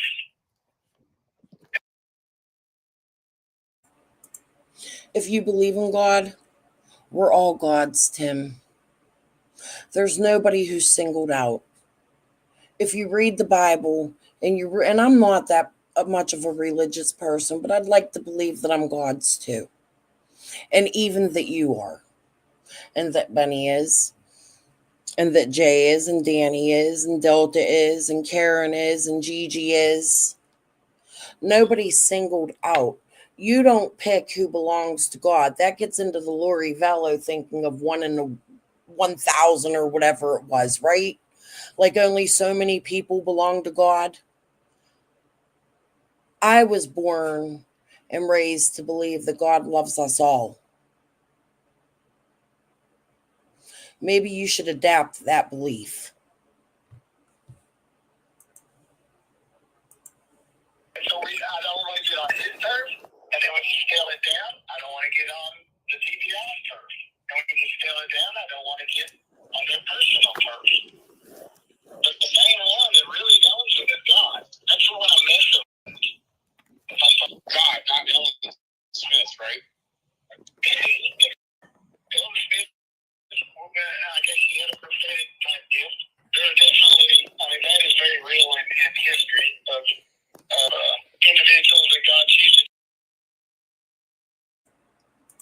God's people don't take phones in a missing child's case and keep them and turn them into a device that a year later, after somebody goes missing and the police think they have everything, into something that should be forensically looked at.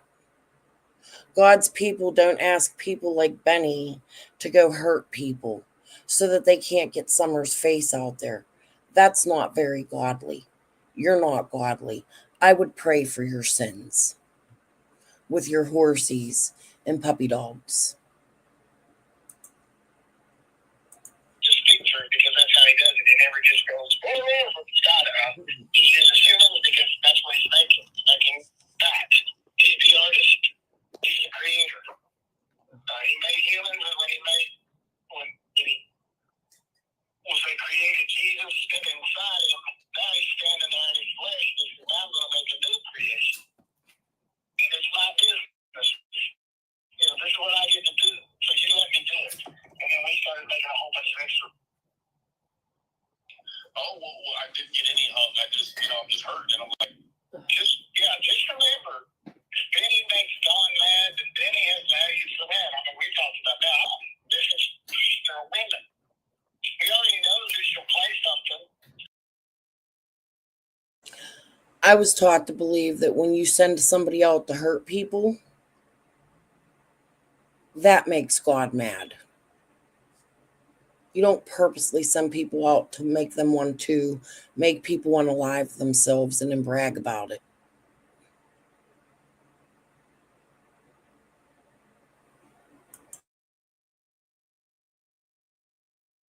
She played Jose to get Don home, or he was incorporated into it.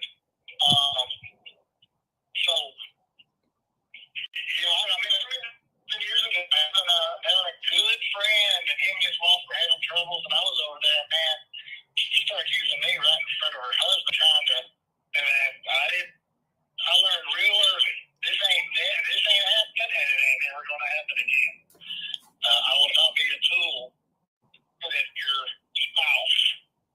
So to me, if you're even slightly feeling those clues, that's enough on that. And the other thing I thought real quick was, And what the hell does some woman using you in life have to do with God? I won't be a tool. Why don't you just walk away from it and never talk about it? It must have meant something to you. You're a tool. In the fucking head. Big one. In my opinion.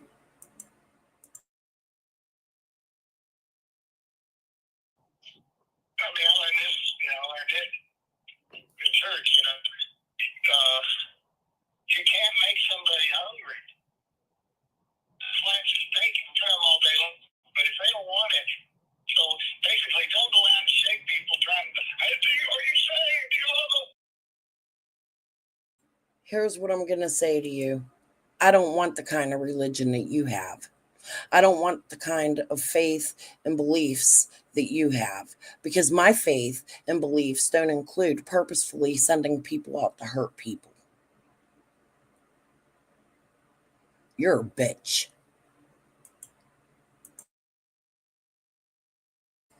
Do it yourself. Or are you too pussy? You got to send Benny out to do it and others out to do it? You're a bitch. You're a whole bitch, Tim Mullen.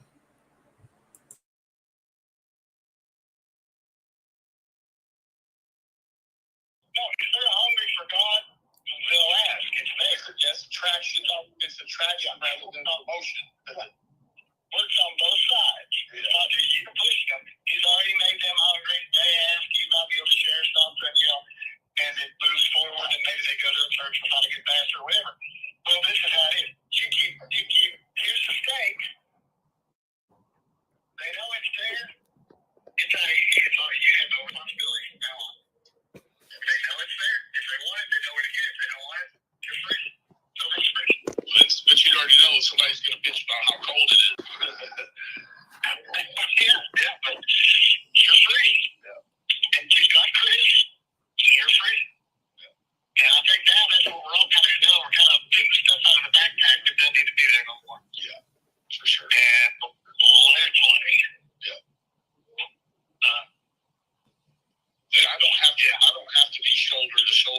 order to still do what I'm trying to do, you know, like, yeah.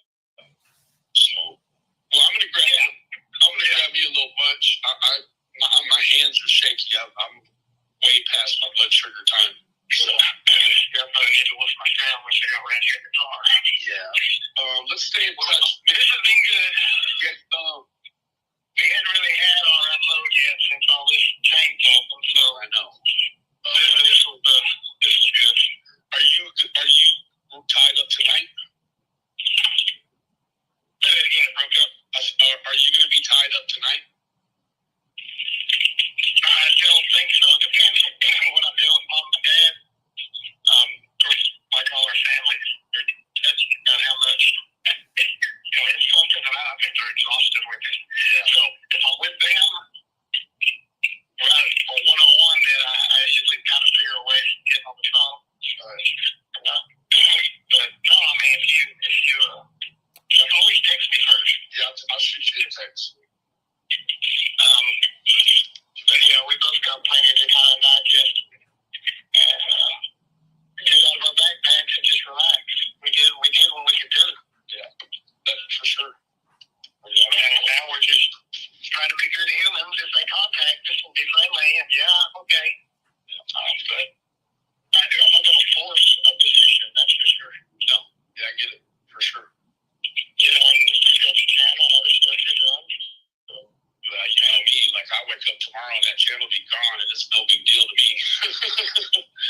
You know, I think that might happen to you. I mean, we don't know. I mean, basically, nothing really can happen for little over 5 months now. Yeah. I mean, really, concerning us, really nothing can happen. Yeah. We're basically, let them decide or something, or post, a little something. But other than that, it's like, hey guys, breathe. It's like, okay. Yeah. Is that okay? It's like, God says, it's okay. Yeah, enjoy spring. You're not responsible for this family. You were in it. Yeah. But they're You ain't responsible for that family, Tim. And if you think you are, we have to ask you why. They are responsible for themselves. They are grown-ass people that should know right from wrong. What you did was enable them. You enabled their addiction, and you allowed Benny to exploit it while you sit here and say, oh, I can't stop them as the media manager. You're a dickhead.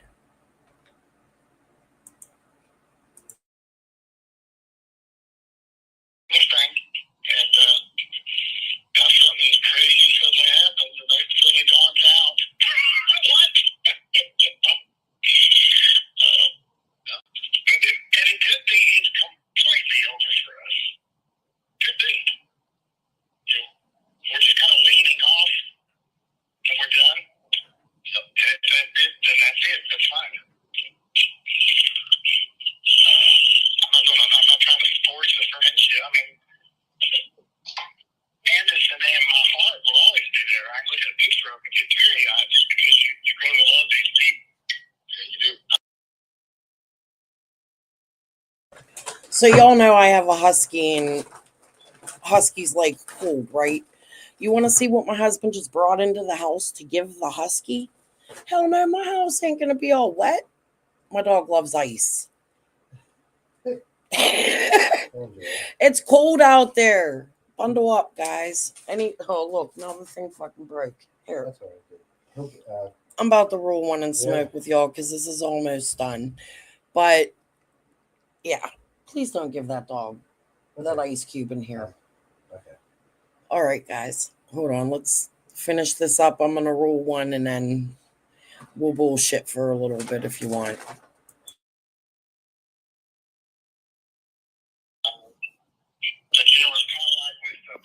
My laptop's right here. Before he goes into prison. Yeah, that was like, whoa, that's like an ending. I mean, Puddle was always there. I said, now Puddle may be alive somewhere. Maybe they can't take her surgery or give him surgery. But other than that, it was just one of those peculiar little signals that you go, is this connected, God? And then you just wait it out and see, and then you look back and you go, wow, that was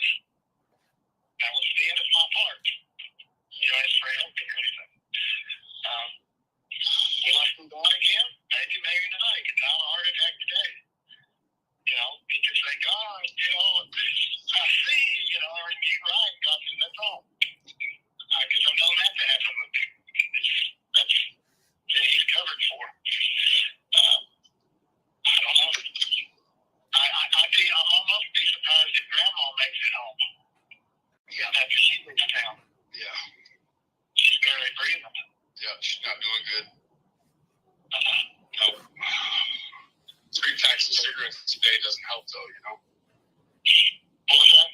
I said 3 packs of cigarettes a day certainly isn't helping, though. No, the same with Candace. Yeah. And for all we know, all 3 of them are going to drop over, and God's taking care of the children. He's already got it handled. No, We don't. we don't. We don't know. Nope. But if, I'm just saying, look, if Candace was really be open, if she was always, that type of person where you feel that you're supposed to be helping, but she's already closed the door. So we don't have to feel guilt. And we definitely don't have to fight to make her our friend at that other level. She's already given the signals. It's already there. Signals to what, Tim? So you're putting down your friend's wife? Is this your way of saying that you think Candace is guilty? Okay, but leave that to Ellie.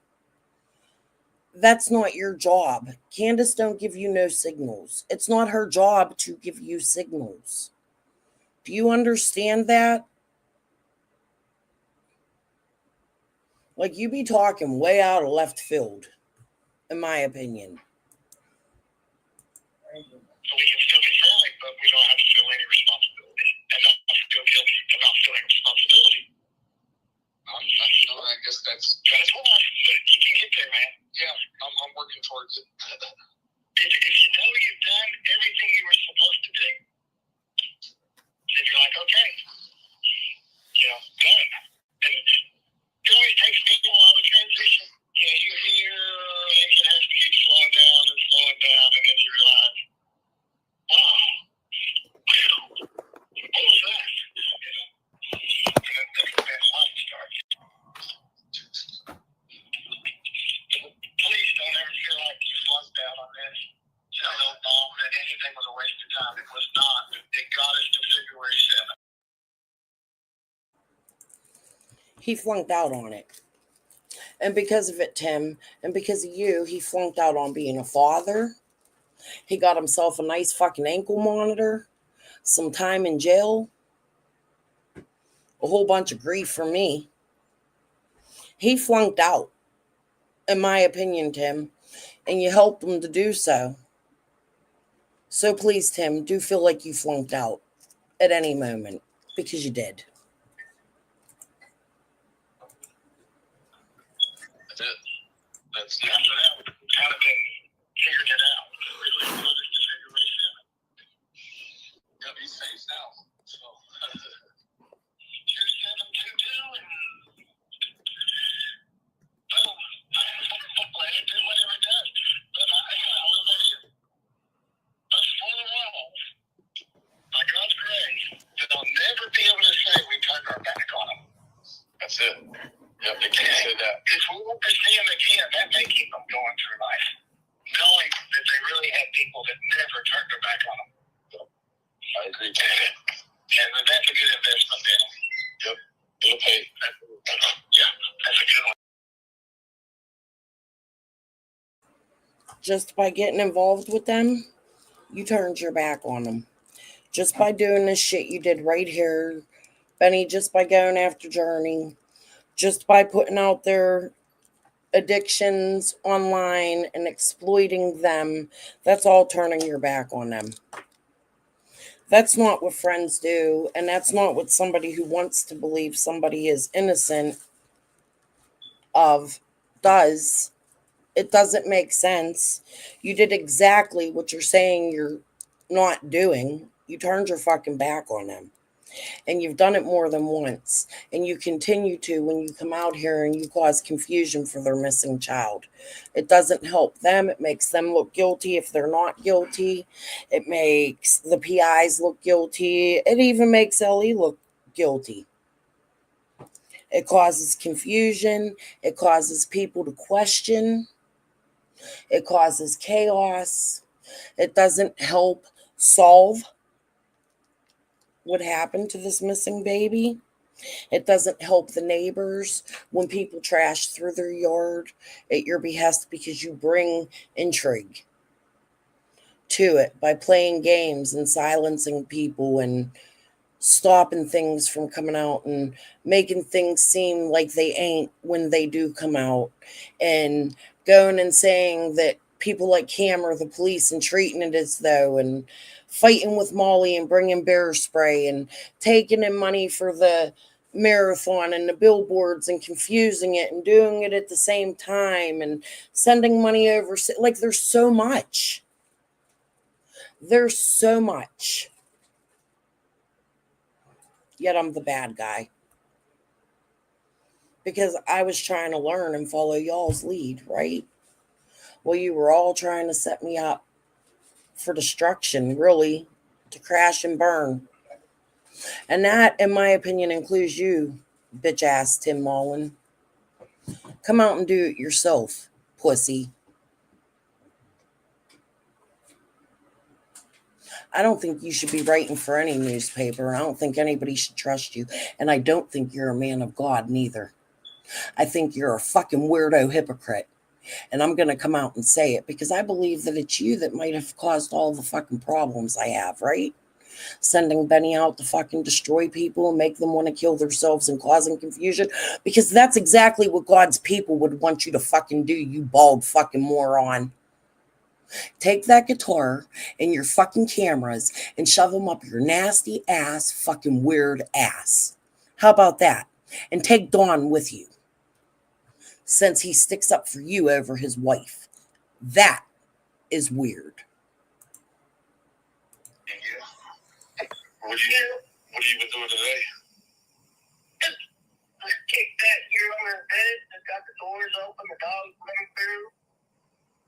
Not much of anything, really. Oh, that's a good thing. That's a good thing. It's one of those relaxing days where nobody's fucking with me and I ain't fucking with nobody. Right on. Right on. I was calling to ask you, on your live last night, are you just going right through the computer, or are you using Restream, or what do you got going on? I'm trying to get yard stream, but I don't know, for some reason I can't get it to work. What was I didn't watch it, I just heard. What problems were you having with it? Well, I don't know what I did, but it cut my mic off and I couldn't hear nothing, and I couldn't find the mic to turn it back on. It was really crazy. Okay. Well, when you're gonna do it again, call me and I'll walk you through what you got to do before you go live to get it all right.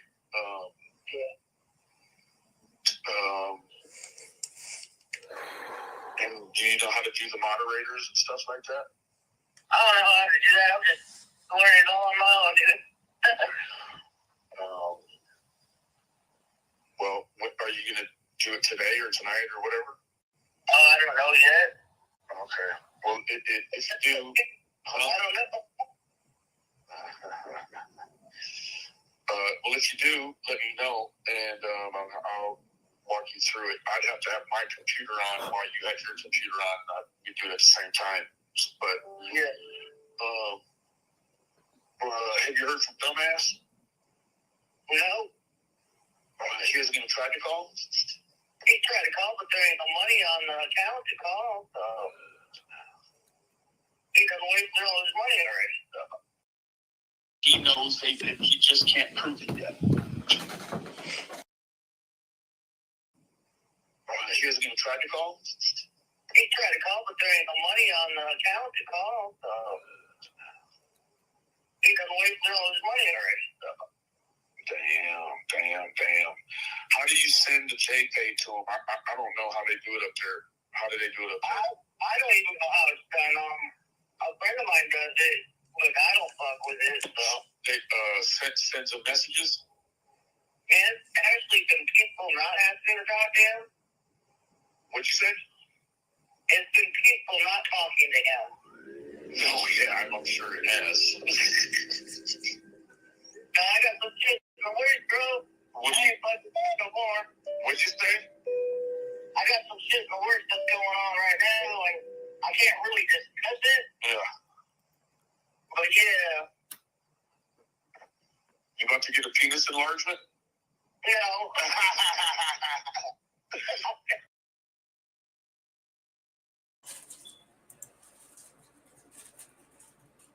How about you about to go look for your daughter or go to the news? You got to make a weird sexual joke. Like, this is serious shit, yo. I don't get why some people don't think that this is serious.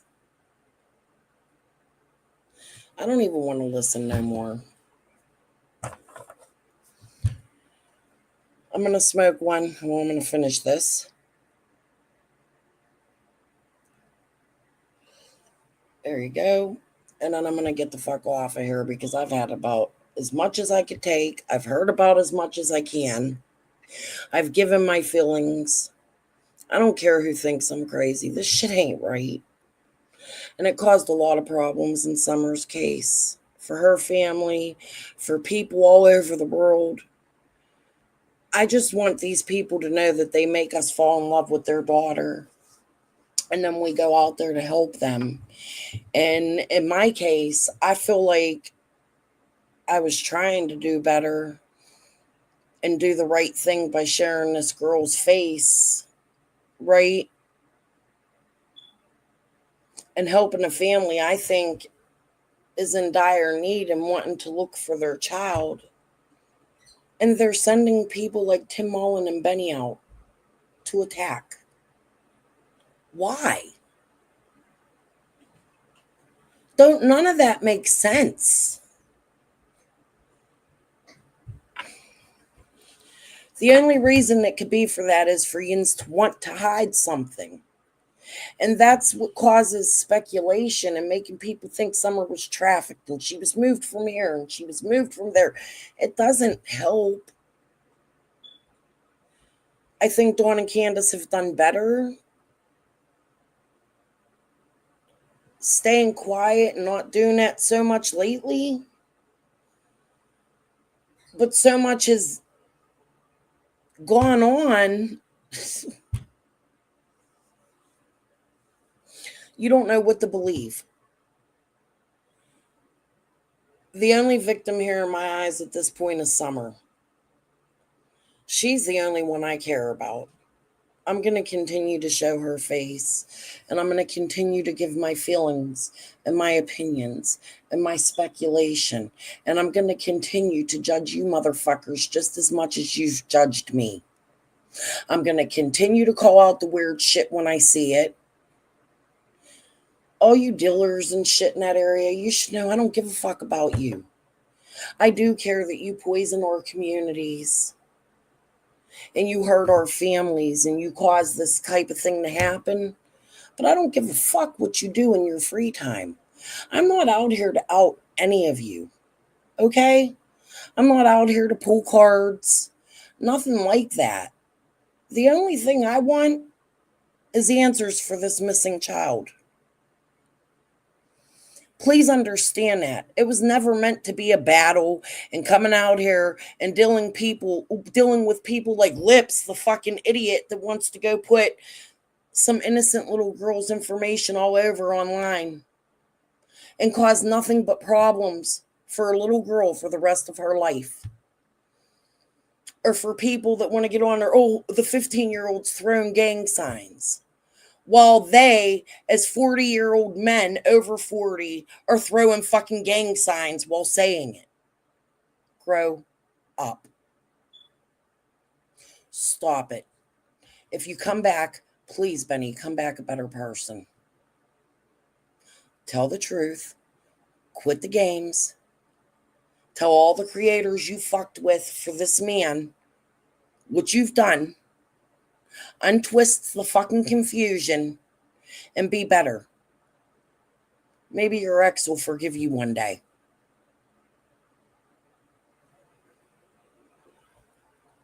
I'm going to get off of here.